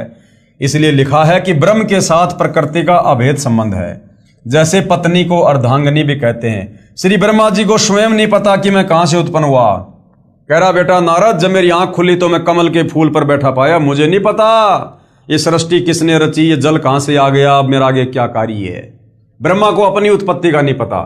श्री ब्रह्मा जी को स्वयं नहीं पता कि मैं कहां से उत्पन्न हुआ। 1000 वर्ष तक जल में पृथ्वी की खोज की परंतु नहीं मिली। तब आकाशवाणी के आधार पर 1000 वर्ष तक तप किया।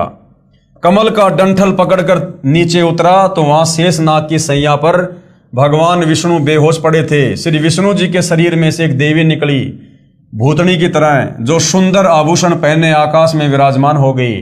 तब श्री विष्णु जी होश में आए, इतने में शंकर जी भी वहीं आ गए। यानी दुर्गा ने तीनों को इकट्ठा कर दिया काल के आदेश से। उपरोक्त विवरण से सिद्ध है कि तीनों भगवान बेहोश कर रखे थे, फिर सचेत किए। आकाश से विमान आया, देवी ने तीनों भगवानों को विमान में बैठने का आदेश दिया। विमान को आकाश में उड़ाया। ऊपर एक ब्रह्मा, एक शिव तथा एक विष्णु और देखा जो ब्रह्मलोक में थे। यानी काल ही ब्रह्मा विष्णु महेश ये तीन रूप बनाकर बैठ गया, इन तीनों को ये दिखाने के लिए कि आगे चलकर आंडी मत भाग जाना कि हम ही हैं सारी सृष्टि के मालिक। विचार करें, ब्रह्मलोक में दूसरे ब्रह्मा विष्णु तथा शिव दिखाई दिए थे। ये ज्योति निरंजन ब्रह्म की ही ये कलाबाजी है। वही अन्य तीन रूप धारण करके ब्रह्मलोक में तीन गुप्त स्थान, एक रजोगुण प्रधान क्षेत्र, एक शतोगुण प्रधान क्षेत्र, एक तमोगुण प्रधान क्षेत्र बनाकर रहता है तथा प्रकृति यानी दुर्गा अष्टंगी को अपनी पत्नी रूप में रखता है। जब ये दोनों रजोगुण प्रधान क्षेत्र में होते हैं तब ये महाब्रह्मा तथा दुर्गा महासावित्री कहलाते हैं। इन दोनों के सहयोग से जो बेटा इस रजोगुण प्रधान क्षेत्र में उत्पन्न होता है वह रजोगुण प्रधान होता है, उसका नाम ये ब्रह्मा रख देते हैं तथा जवान होने तक अचेत करके परवरिश करते रहते हैं। फिर कमल के फूल पर रखकर सचेत कर देते हैं। जब ये दोनों कौन, काल और दुर्गा, जब ये दोनों महाविष्णु तथा महालक्ष्मी रूप में काल ब्रह्म तथा दुर्गा शतोगुण प्रधान क्षेत्र में रहते हैं, तब दोनों के पति पत्नी व्यवहार से जो पुत्र उत्पन्न होता है वह शतोगुण प्रधान होता है, उसका नाम विष्णु रख देते हैं। कुछ दिन के पश्चात बालक को अचेत करके जवान होने तक परवरिश करते रहते हैं। फिर शेषनाग की सैया पर सुला देते हैं, फिर सचेत कर देते हैं। इसी प्रकार जब ये दोनों तमोगुण प्रधान क्षेत्र में होते हैं, कौन, काल और दुर्गा, इसी प्रकार जब ये दोनों तमोगुण प्रधान क्षेत्र में रहते हैं तब शिवा अर्थात दुर्गा तथा महाशिव अर्थात सदाशिव के यानी काल और दुर्गा के पति पत्नी व्यवहार से जो पुत्र इस क्षेत्र में उत्पन्न होता है वह तमोगुण प्रधान होता है, इसका नाम शिव रख देते हैं। इसे भी जवान होने तक अचेत रखते हैं, फिर जवान होने पर सचेत करते हैं। फिर तीनों को इकट्ठा करके विमान में बैठाकर ऊपर के लोगों का दृश्य दिखाते हैं, कहीं ये अपने आप को सर्वे सर्वा ना मान बैठे हैं। इनका अहंकार तोड़ने के लिए कि कहीं आगे चलकर ये अपने आप को ही भगवान ना मान बैठे, इसके लिए काल इनको ब्रह्मलोक में तीन रूप बनाकर ब्रह्मा विष्णु महेश के रूप बनाकर दिखाता है और ये तीनों देवता चक्कर में पड़ जाते हैं कि ये दूसरा ब्रह्मा कौन है, ये दूसरा विष्णु कौन है, ये दूसरा शिव कौन है। गुण प्रधान क्षेत्र को समझने के लिए एक उदाहरण है कि काल किस प्रकार से तीन क्षेत्र बना के रखता है, रजोगुण प्रधान क्षेत्र, शतोगुण प्रधान क्षेत्र और तमोगुण प्रधान क्षेत्र, और कैसे रजोगुण प्रधान क्षेत्र में रजोगुणी बेटा उत्पन्न होता है और शतोगुणी प्रधान क्षेत्र में शतोगुणी बेटा और तमोगुणी प्रधान क्षेत्र में किस प्रकार से तमोगुणी पुत्र ये उत्पन्न करते हैं। किसी मकान में 3 कमरे हैं, एक कमरे में देशभक्त शहीदों के चित्र लगे हों। जब व्यक्ति उस कमरे में जाता है तो उसके विचार भी देशभक्तों जैसे हो जाते हैं उन फोटोओं को देखकर। दूसरे कमरे में साधु संतों ऋषियों आदि के पोस्टर लगे हों, उस कमरे में प्रवेश करते ही मन शांत तथा भगवान की भक्ति की तरफ लग जाता है। और तीसरे कमरे में अश्लील फोटो, अर्धनग्न फोटो, स्त्री पुरुषों के चित्र लगे हों तो मन में स्वतः बकवास घर करने लग जाती है। इसी प्रकार जब ये काल और दुर्गा रजोगुण प्रधान क्षेत्र में होते हैं तो इन काल और दुर्गा के विचार रजोगुणी हो जाते हैं, अश्लील हो जाते हैं, और जब संतान उत्पन्न होती है तो उन्हीं विचारों की संतान उत्पन्न हो जाती है रजोगुण, ब्रह्मा जी। इसलिए ब्रह्मा जी रजोगुण के जो है ये प्रधान देवता हैं। और जब ये काल और दुर्गा शतोगुण प्रधान क्षेत्र में होते हैं तो वहां इनके विचार शतोगुणी हो जाते हैं, और शतोगुणी विचारों में जब ये पति पत्नी व्यवहार करके बच्चा उत्पन्न करते हैं तो वो शतोगुणी प्रधान बच्चा उत्पन्न होता है जिसका नाम ये विष्णु रखते हैं। और जब ये तीसरे प्रधान क्षेत्र तमोगुणी प्रधान क्षेत्र में होते हैं, ये काल महाशिव रूप में और दुर्गा को ये महागौरी रूप में रखता है, महापार्वती रूप में। और वो तमोगुणी प्रधान क्षेत्र है, मतलब जैसे गुस्सा वगैरह, क्रोध वगैरह, तो उस क्षेत्र में उनके विचार वैसे ही होते हैं तमोगुण वाले। और उस समय जब वो पति पत्नी व्यवहार करके संतान उत्पन्न करते हैं तो तमोगुणी संतान उत्पन्न होती है, उसका नाम ये शंकर रख देते हैं। इस प्रकार ऊपर ब्रह्मलोक में काल रूपी ब्रह्म ने 3 स्थान एक एक गुण प्रधान बनाए हैं। तीनों प्रभु रजगुण ब्रह्मा जी, सतगुण विष्णु जी, तमगुण शिव जी अपने गुणों का प्रभाव कैसे डालते हैं। अब ये तीनों देवता अपने अपने लोकों में बैठकर लाखों करोड़ों किलोमीटर दूर इन तीनों लोकों में स्वर्ग लोक के प्राणियों पर, पृथ्वी लोक के प्राणियों पर और पाताल लोक के प्राणियों पर अपना उन गुणों का प्रभाव ये कैसे डालते हैं, उसके लिए गुरुदेव एक उदाहरण दे रहे हैं। उदाहरण जैसे रसोई घर में मिर्चों का छोंक सब्जी में लगाया, मिर्च के गुण से सभी कमरों के व्यक्तियों को छींकें आने लगी। जैसे साकार वस्तु मिर्च तो रसोई में थी, परंतु उसकी निराकार शक्ति अर्थात गुण ने दूर बैठे व्यक्तियों को भी प्रभावित कर दिया। ठीक इसी प्रकार तीनों प्रभु श्री ब्रह्मा जी रजगुण, श्री विष्णु जी सतगुण तथा श्री शिव जी तमगुण अपने अपने लोक में रहते हुए तीन लोक, पृथ्वी लोक, पाताल लोक तथा स्वर्ग लोक के प्राणियों को प्रभावित रखते हैं। जैसे मोबाइल फोन की रेंज से फोन कार्य करता है, इसी प्रकार अदृश्य शक्ति रूपी गुणों से तीनों देवता अपने पिता काल ब्रह्म की सृष्टि उसके भोजन के लिए चला रहे हैं। दुर्गा का अपना अलग लोक भी है जिसमें ये अपने वास्तविक रूप में दर्शन देती है। फिर इनका विमान दुर्गा के द्वीप में पहुंचा, तब ज्योति निरंजन अर्थात काल रूपी ब्रह्म ने विष्णु जी को बचपन की याद प्रदान कर दी। तब श्री विष्णु जी ने बताया कि ये दुर्गा अपनी तीनों की मां है। मैं बालक रूप में पालने में लेटा था, ये मुझे लोरी देकर झुला रही थी। तब श्री विष्णु जी ने कहा कि हे दुर्गा, आप हमारी माता हो। मैं विष्णु, ब्रह्मा तथा शंकर तो जन्मवान है, यानी हमारा तो आपसे जन्म हुआ है। हमारा तो आविर्भाव का मतलब होता है जन्म, अर्थात जन्म, तथा तिरोभाव का मतलब होता है मृत्यु होती है।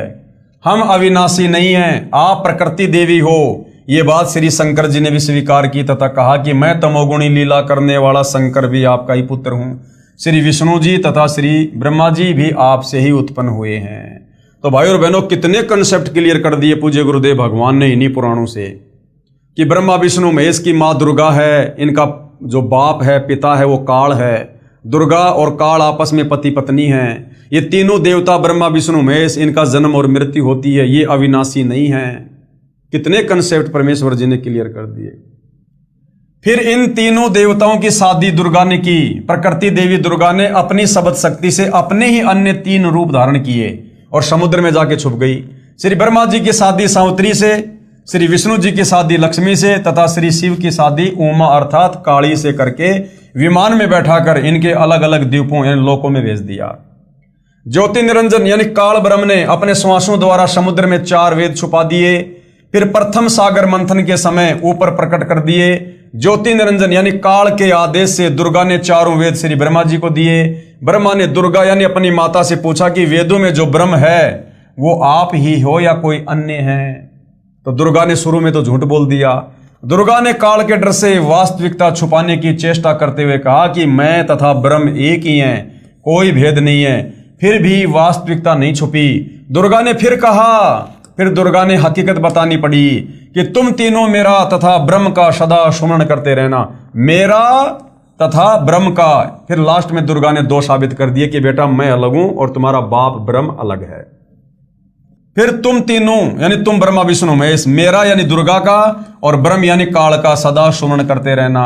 हम दोनों का, या साफ साफ कह दिया, हम दोनों का यानी दुर्गा और काल का सुमरण करते रहने से यदि कोई कठिन कार्य होगा तो मैं तुरंत सामने आ जाऊंगी। विशेष क्योंकि काल ने दुर्गा से कह रखा है कि मेरा भेद किसी को मत दे देना कि मैं काल हूं, मुझे 1 लाख खाने पड़ते हैं। इस डर से दुर्गा सर्व जगत को वास्तविकता से अपरिचित रखती है। ये अपने पुत्रों को भी धोखे में रखते हैं। अब बताओ, आम व्यक्तियों को इनकी भक्ति पूजा से क्या मिलेगा, कैसे मोक्ष मिलेगा, जब ये दुर्गा अपने तीनों बेटों को भी धोखे में रखती है, सच्चाई नहीं बताती। इसका कारण है कि काल को श्राप लगा है 1 लाख मानव शरीरधारी प्राणियों का आहार नित्य करने का। अब ये सारी राम कहानी भाई और बहनों, श्राप क्यों लगा, किसने दिया, जिस कारण से ये गुप्त रहता है, किसी को दर्शन नहीं देता, दुर्गा के माध्यम से सारा काम करवाता है।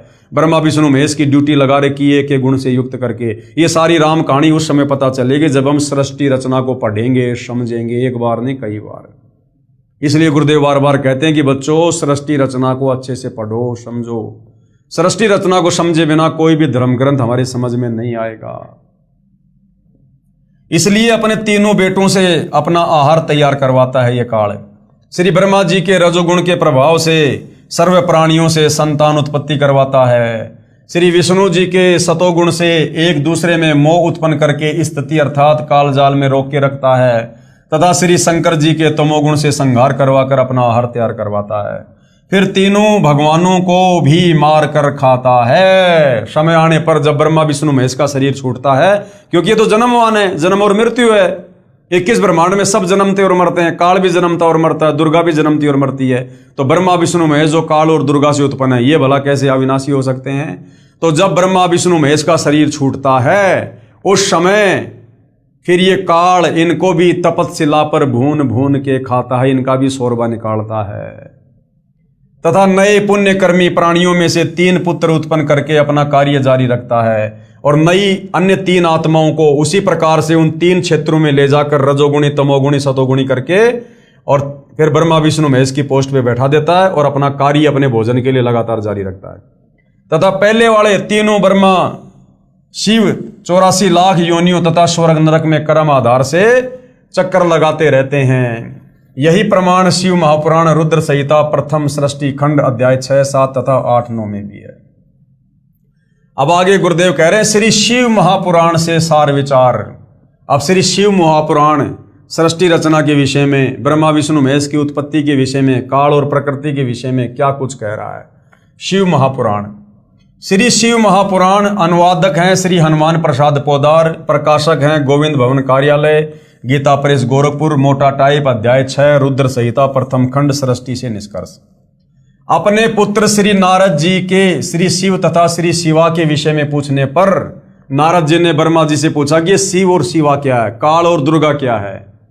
श्री ब्रह्मा जी ने कहा पेज नंबर 100 से 102 पर, जिस परब्रह्म के विषय में ज्ञान और अज्ञान से परिपूर्ण युक्तियों द्वारा इस प्रकार विकल्प किए जाते हैं। अब ब्रह्मा जी को भी नहीं पता ब्रह्म क्या और परब्रह्म क्या, काल को तो ब्रह्मा जी परब्रह्म कह रहे हैं कि जिस परब्रह्म के विषय में ज्ञान और अज्ञान से पूर्ण युक्तियों द्वारा इस प्रकार विकल्प किए जाते हैं, यानी कुछ सच्ची और कुछ झूठ, ज्ञान और अज्ञान।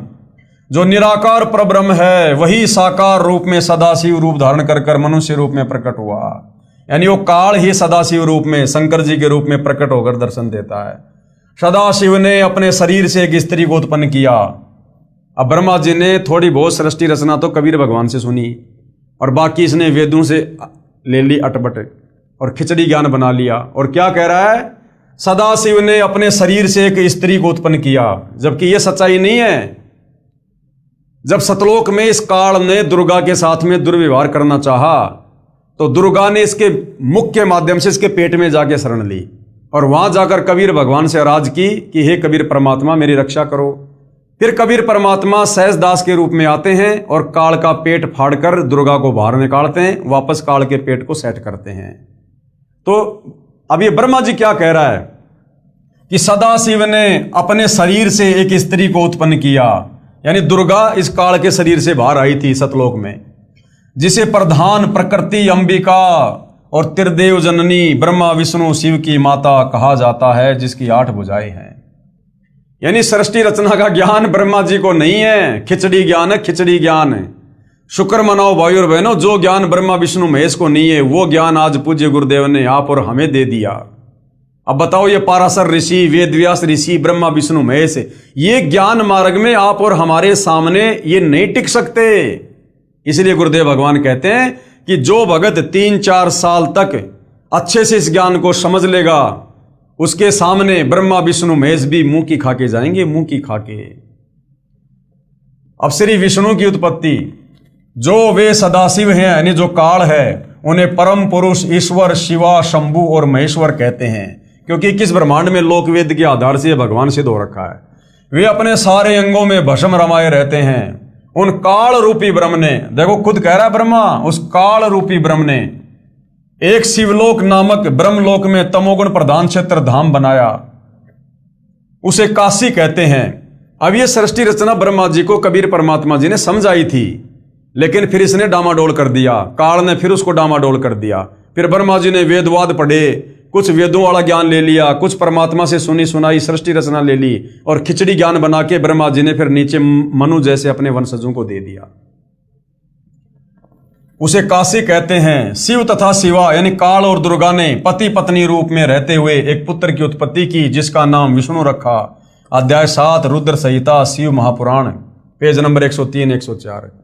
श्री ब्रह्मा तथा श्री शिव की उत्पत्ति। अध्याय 7, 8, 9 पेज नंबर 105 से 110 पर श्री ब्रह्मा जी ने बताया कि श्री शिव तथा शिवा यानी काल और ये दुर्गा ने पति पत्नी व्यवहार से मेरी भी उत्पत्ति की तथा फिर मुझे अचेत करके कमल पर डाल दिया।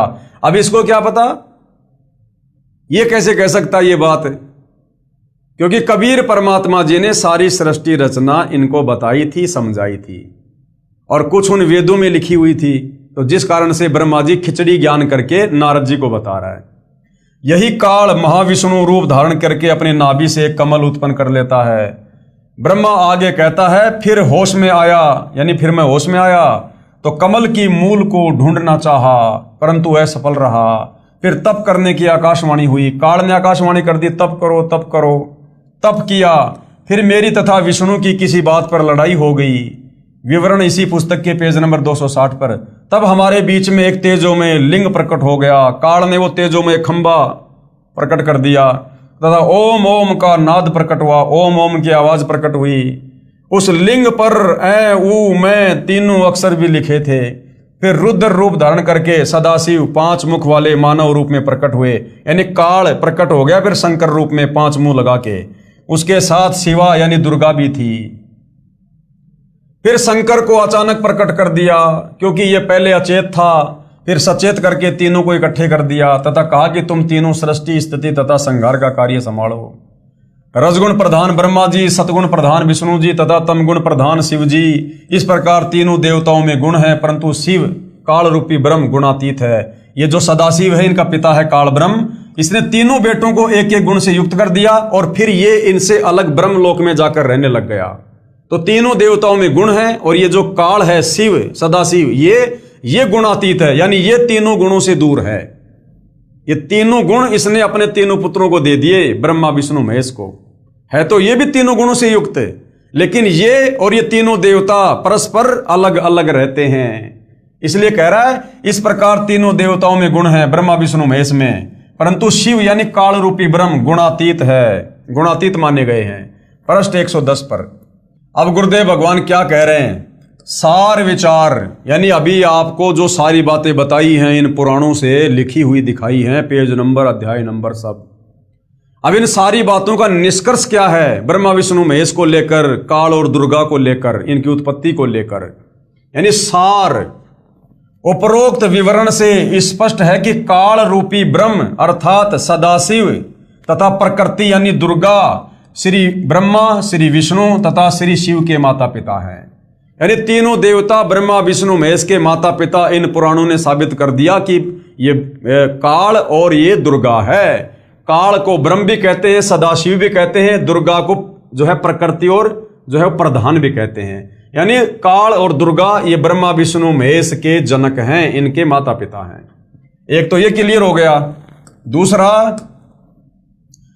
दुर्गा इसे प्रकृति तथा इसको प्रधान भी कहते हैं और इसकी 8 भुजाएं हैं।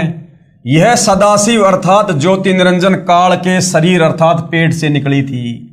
सृष्टि रचना में हमें पता है कि ये दुर्गा काल के मुख के माध्यम से पेट में चली गई थी, वहां से कबीर परमात्मा ने फिर इसको बाहर निकाला। ब्रह्म अर्थात काल तथा प्रकृति यानी दुर्गा सब प्राणियों को भ्रमित रखते हैं। ये काल और दुर्गा एक ब्रह्मांड के 3 लोक के समस्त प्राणियों को भ्रमित रखते हैं, अपने तीनों बेटों सहित। ब्रह्मा विष्णु महेश को भी सच्चाई नहीं बताते। क्यों? क्योंकि काल ने दुर्गा को डरा रखा है, क्योंकि काल को प्रतिदिन 1 लाख मानव शरीरधारी आत्माओं का भोजन करना पड़ता है। अगर सच्चाई का पता चल गया तो तीनों बेटे फिर काल के लिए भोजन बनाना बंद कर देंगे। अपने पुत्रों को भी वास्तविकता नहीं बताते। कारण है कहीं काल यानी ब्रह्म के 21 ब्रह्मांड के प्राणियों को पता लग जाए कि हमें तपतशिला पर भून कर काल ब्रह्म यानी ज्योति निरंजन खाता है, इसलिए जन्म मृत्यु तथा अन्य दुखदायी योनियों में पीड़ित करता है। अगर सभी प्राणियों को पता चल गया इस काल के विषय में, जैसे आज पता चल गया, आप और हमें पता चल गया, गुरुदेव ने बता दिया, तो आज अब ये ज्ञान पता होने के बाद आप और हमारी इच्छा हमारी वृत्ति यहां से हट रही है। हमें यहां रहने का मन नहीं कर रहा। अब शतलोक जाने की इच्छा बन रही है।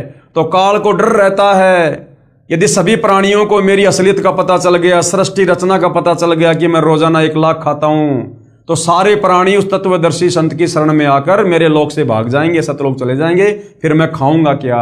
इसलिए ये अपने काल रूप में ना तो सच्चाई बताता, ना किसी को दर्शन देता, तथा अपने तीनों पुत्रों रजगुण ब्रह्मा जी, सतगुण विष्णु जी, तमगुण शिव जी से उत्पत्ति, स्थिति, पालन तथा संहार का कार्य करवाकर अपना भोजन तैयार करवाता है।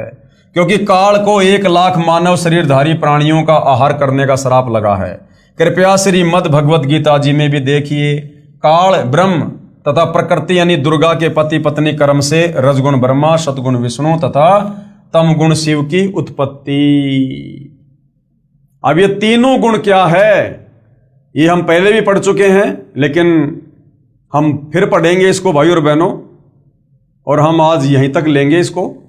अब ये तीनों गुण क्या हैं, रजगुण क्या है, सतगुण क्या है, तमगुण क्या है, क्या ये ब्रह्मा विष्णु महेश ये 3 गुण हैं? तीनों गुण क्या है प्रमाण सहित? तीनों गुण रजगुण ब्रह्मा जी, सतगुण विष्णु जी, तमगुण शिव जी हैं। ब्रह्म यानी काल तथा प्रकृति यानी दुर्गा से उत्पन्न हुए हैं तथा तीनों नासवान हैं। इसका प्रमाण कहाँ है? गीता प्रेस गोरखपुर से प्रकाशित श्री शिव महापुराण, जिसके संपादक हैं श्री हनुमान प्रसाद पोदार, पेज नंबर 110, अध्याय 9 रुद्र संहिता। इस प्रकार क्या लिखा हुआ उसमें भाई और बहनों, आपको शब्दा शब्द बताया जा रहा है, शास्त्रों से बाहर एक भी शब्द नहीं मिलेगा। देख लेना उठा के अध्याय और पेज नंबर। इस प्रकार ब्रह्मा विष्णु तथा शिव तीनों देवताओं में गुण हैं, परंतु शिव यानी वो काल ब्रह्म इनका पिता वो गुणातीत कहा गया है। दूसरा प्रमाण गीता प्रेस गोरखपुर से प्रकाशित श्री मद देवी भागवत पुराण, जिसके संपादक हैं श्री हनुमान प्रसाद पोदार, चिमनलाल गोस्वामी, 3रा स्कंद, अध्याय 5, पेज नंबर 123। क्या लिखा है? भगवान विष्णु ने दुर्गा की स्तुति की, कहा मैं विष्णु ब्रह्मा तथा शंकर तुम्हारी कृपा से विद्यमान है। हमारा तो आविर्भाव यानी जन्म होता है तथा तिरोभाव यानी मृत्यु होती है। हम नित्य यानी अविनाशी नहीं हैं। तुम ही नित्य हो, जगत जननी हो, प्रकृति और सनातनी देवी हो।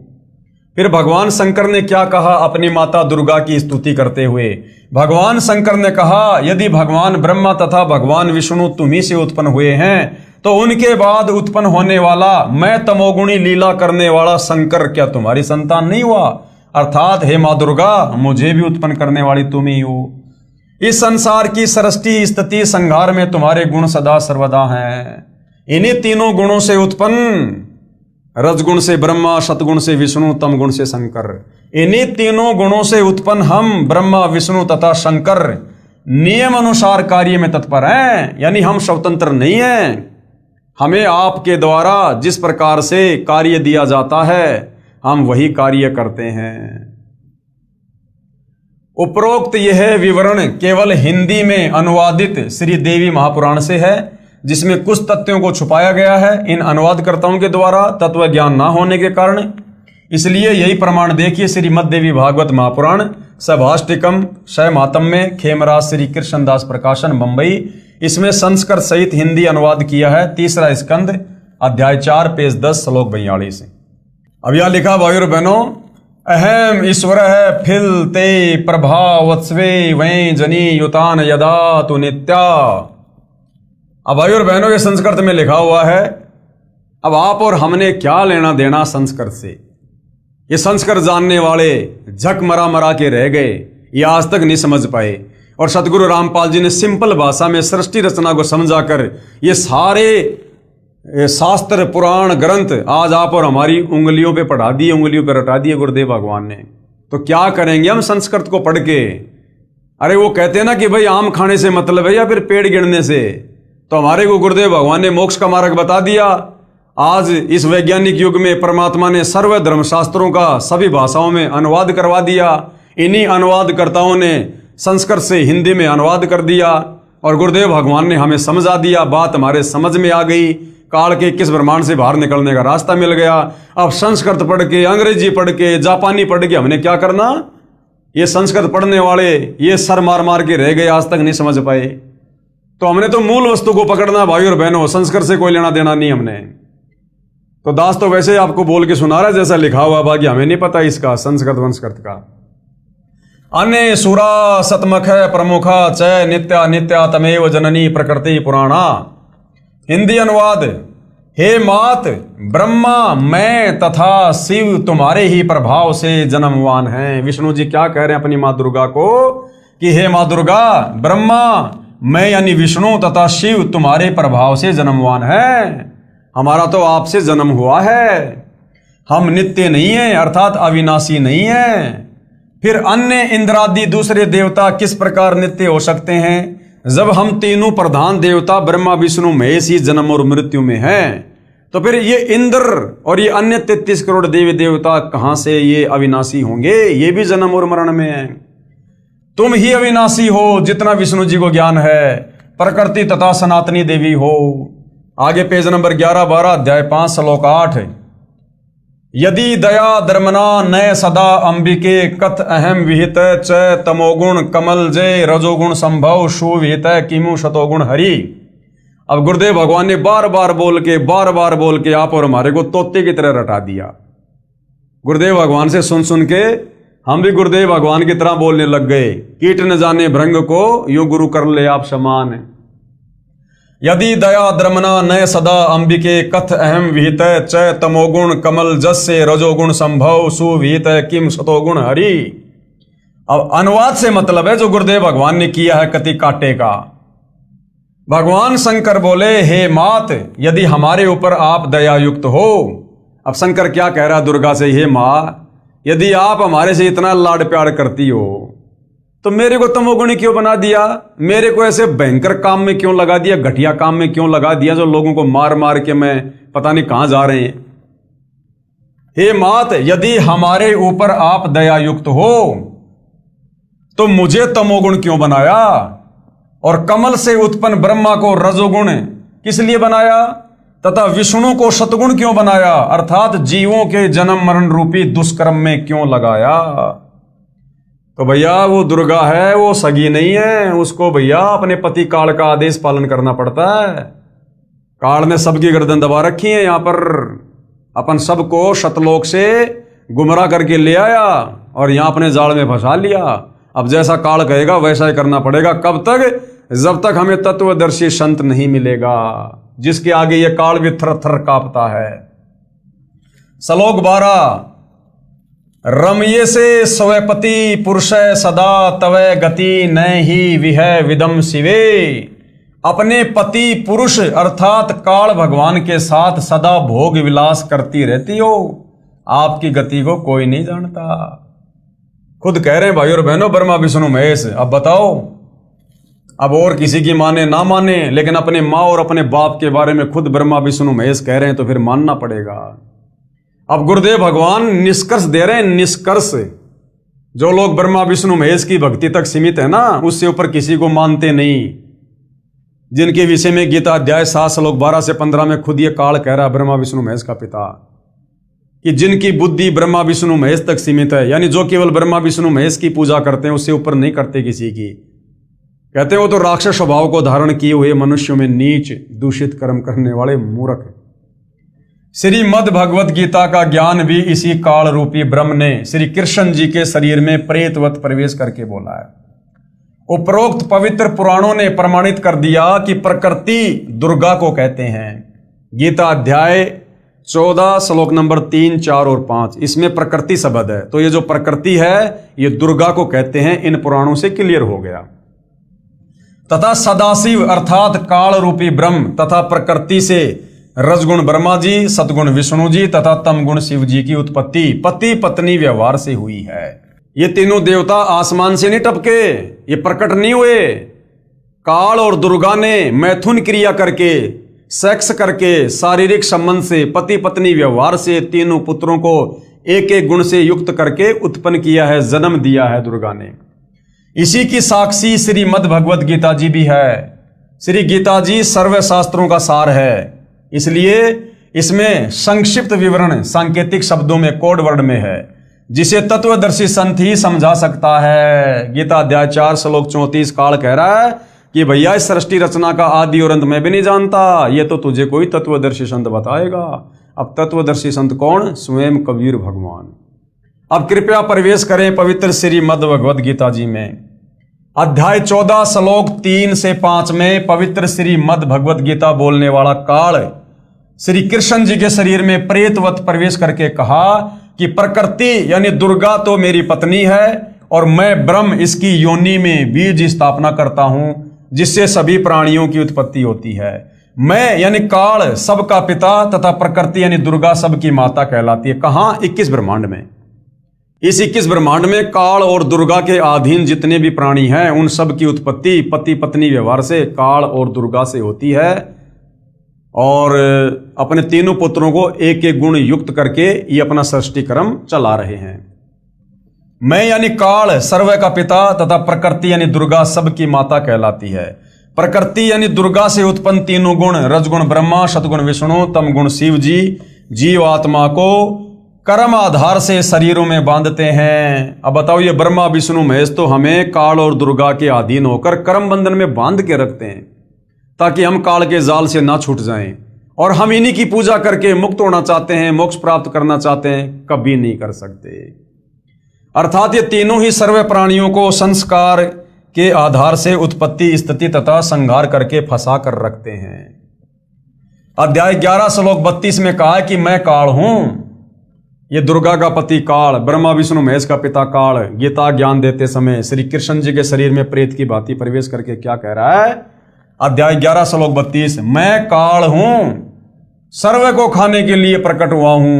अध्याय 11 श्लोक 21 में अर्जुन कह रहा है कि आप तो ऋषियों को भी खा रहे हो, देवताओं तथा सिद्ध भी आपके मंगल अर्थात रक्षा की याचना कर रहे हैं, वेदों के शत्रुओं द्वारा आपकी स्तुति कर रहे हैं, परंतु आप सबको खा रहे हो। यानी अर्जुन करा कि भगवान लोग तो आपसे भीख मांग रहे हैं जीवन की, आपकी महिमा कर रहे हैं और आप तो उनको भी खा रहे हो।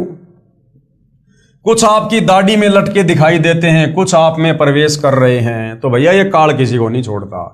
जब ये अपने तीनों बेटे ब्रह्मा विष्णु महेश को नहीं छोड़ता, इनको भी तपस्या पे भून भून के खाता है। जब मनुष्य रूप में इनका शरीर छूटता है तो बताओ फिर औरों को क्या बख्शेंगे ये? इसलिए परमात्मा कहते हैं माया काली नागनी आपे जाए आपे खाए और कुंडली में छोड़े नहीं सो बातों की बात। तो भाइयों और बहनों, आज आप और हमें बड़े परम सौभाग्य से कबीर परमेश्वर जी जो स्वयं धरती पर तत्वदर्शी संत के रूप में सतगुरु रामपाल जी के नाम से प्रकट हैं, उनकी शरण प्राप्त हुई है। ये कितना उलझा हुआ ज्ञान है इन शास्त्रों में, कहीं कहीं से उठाकर कबीर परमात्मा सतगुरु रामपाल जी कैसे कैसे आप और हमारे लिए सेट करके इस पवित्र पुस्तक ज्ञान गंगा में लिखे हैं, ताकि हम समझ सकें, काल के जाल को समझ सकें, ब्रह्मा विष्णु महेश के षड्यंत्र को समझ सकें। जब ये ब्रह्मा विष्णु महेश खुद काल के षड्यंत्र में फंसे हुए हैं, इनको भी नहीं पता पूरी व्यवस्था का, एक ब्रह्मांड की रचना का नहीं पता, तो सोचो आम प्राणियों की आप और हमारी क्या औकात जो हम पूरी कंप्लीट सृष्टि रचना को समझ जाएं। तो ये कंप्लीट सृष्टि रचना कबीर परमात्मा ने आज सतगुरु रामपाल जी के नाम से प्रकट होकर स्वयं समझाई है। तो आज भाइयों और बहनों शुभ अवसर है, गोल्डन चांस है इस काल के भयंकर षड्यंत्र से बाहर निकलने का। अगर इस समय हम मौका चूक गए, दाव चूक गए और अपनी किसी कमजोरी के चलते अहंकार वश यदि हमने तत्वदर्शी संत सतगुरु रामपाल जी की शरण प्राप्त करके सत भक्ति नहीं की, तो भाई और बहनों युगों युगों फिर लग 84 योनि में गधे कुत्ते सुअर कीट पतंग मक्खी मसल शेर भालू पता नहीं क्या क्या, और दुर्गति दुर्गति फिर दुर्गति दुर्गति, फिर भगवान भी जल्दी से नहीं संभालेगा, क्योंकि आज भगवान हमें संभालने के लिए आया है और हम नहीं संभालेंगे फिर ये परमात्मा नहीं संभालेगा, फिर युगों युगों तक बहुत लंबा कष्ट हो जाएगा। तो भाई और बहनों थोड़ी सी मत कर लो, अपना आधा जीवन तो चला गया है, आधा सा शेष है, पूरी की कामना मत करो। मालिक कहते हैं जीवन तो थोड़ा ही भला जय सत सुमरण होए, लाख बरस का जीवना लेखत रहना कोई। अगर बात समझ में आ जाए, ज्ञान समझ में आ जाए, ये षड्यंत्र समझ में आ जाए काल का, तो सतगुरु रामपाल जी की भक्ति तन मन कर्म वचन से दिलो जान से दिन रात करके और यहां से फारिग होने की कोशिश करो। फिर वो सारे सुख, सारे ठाठ बाट, सारी मौज मस्ती, सारे भोग विलास फिर वो सतलोक में मिलेंगे। सतलोक में अखंड सुख, अखंड, वहां भी पति पत्नी है, लेकिन वहां यहां की तरह मैथुन क्रिया नहीं है। यहाँ की मैथुन क्रिया में हम जो झूठा आनंद लेते हैं सेक्स करते समय, शतलोक में इससे करोड़ों गुना ज्यादा उत्तम आनंद वहां पर एक दूसरे को देखने से आता, देखने से। और वहां का भोग विलास यहाँ के भोग विलास से करोड़ों अरबों गुना ज्यादा श्रेष्ठ और उत्तम है, आनंददायक है। तो सब कुछ मिलेगा वहां पर, सब कुछ। जो गंदा सुख यहां पर काल हमें दे रहा है उलझाने के लिए, उससे करोड़ों अरबों गुना ज्यादा परम आनंददायक सुख हमें शतलोक में मिलेगा। और फिर हमारे ऊपर कोई जो है वो कर्म नहीं लगेगा, कोई पाप नहीं लगेंगे, कोई चिंता नहीं, कोई टेंशन नहीं, कोई 3 गुण नहीं, कोई कुछ नहीं। अजरो अमर शरीर मिलेगा, निरोगी शरीर मिलेगा, ट्रांसपेरेंट शरीर मिलेगा, पारदर्शी शरीर। 16 सूर्य जितनी चमक है, सबके अपने महल हैं, ठाट बाट हैं। यहाँ तो एक मोटरसाइकिल, एक 4 व्हीलर के लिए आदमी पूरी जिंदगी गधे की तरह कमाता है, फिर भी वो किस्तों पे लेके आता है, फिर किस्तों की टेंशन। और वहां सबके पर्सनल विमान, बिना डीजल पेट्रोल के, बिना इंजन के, जो इच्छा करोगे वहीं जाएगा, वहीं उड़ेगा। वहां कोई एक्सीडेंट नहीं होता, पहाड़ों के अंदर से निकल जाओ चाहे। निःशुल्क खाना पीना रहना, सब कुछ परम आनंददायक। ना गर्मी, ना सर्दी, ना बरसात, एक रस मौसम, मीठी मीठी धुन, अनहद नाद बजता रहता है, मन को आनंदित करने वाला। तो भाई और बहनों, वहां के ठाट बाट तो अजब गजब हैं, जैसा गुरुदेव भगवान हमें बताते हैं। लेकिन मिलेंगे कब? जब पहले हम काल के भयंकर षड्यंत्र से परिचित होंगे, गुरुदेव के सत्संग सुनकर, पुस्तकों को पढ़कर। जब हम इस सारे उलझे हुए अज्ञान से परिचित होंगे, और फिर गुरुदेव ने किस प्रकार से सुलझाकर हमें समझाया है, फिर हमारी भक्ति करने की रुचि बनेगी। जब काल के डर से भयभीत होकर हम सतलोक जाने की तरफ अग्रसर होंगे। भय बिना भक्ति नहीं होती, और भय बनेगा ज्ञान से कि रह गए तो फिर क्या बनेगा। देख लो, ब्रह्मा विष्णु महेश की चक्री बांध रखी है, आप और हमारी क्या औकात है। तो भाई और बहनों, सतगुरु रामपाल जी परमेश्वर जी ने आप और हमारे आत्म कल्याण के लिए कोई कसर नहीं छोड़ी है। अब यदि कमी रहेगी तो हम खुद ही अपने पैर पर एक कुल्हड़ा मार सकते हैं। बाकी भगवान ने तो दया करने में भाई छप्पर फाड़ रखा, छप्पर। बाकी भाई अपने अपने भाग, अपने अपने संस्कार, सकल पदार्थ हैं जगमाही, भाग बिना नर पावत नहीं। तो भाई और बहनों, आज के पवित्र ज्ञान गंगा पुस्तक पर बन रहे वीडियो की श्रृंखला में केवल इतना ही। कल परमेश्वर की सेवा में फिर हाजिर होंगे। तब तक गुरुदेव भगवान हम सबको आज्ञा दे, आशीर्वाद दे, सद्बुद्धि दे, मार्गदर्शन करे। बंदी छोड़ सतगुरु रामपाल जी परमेश्वर जी की जय हो।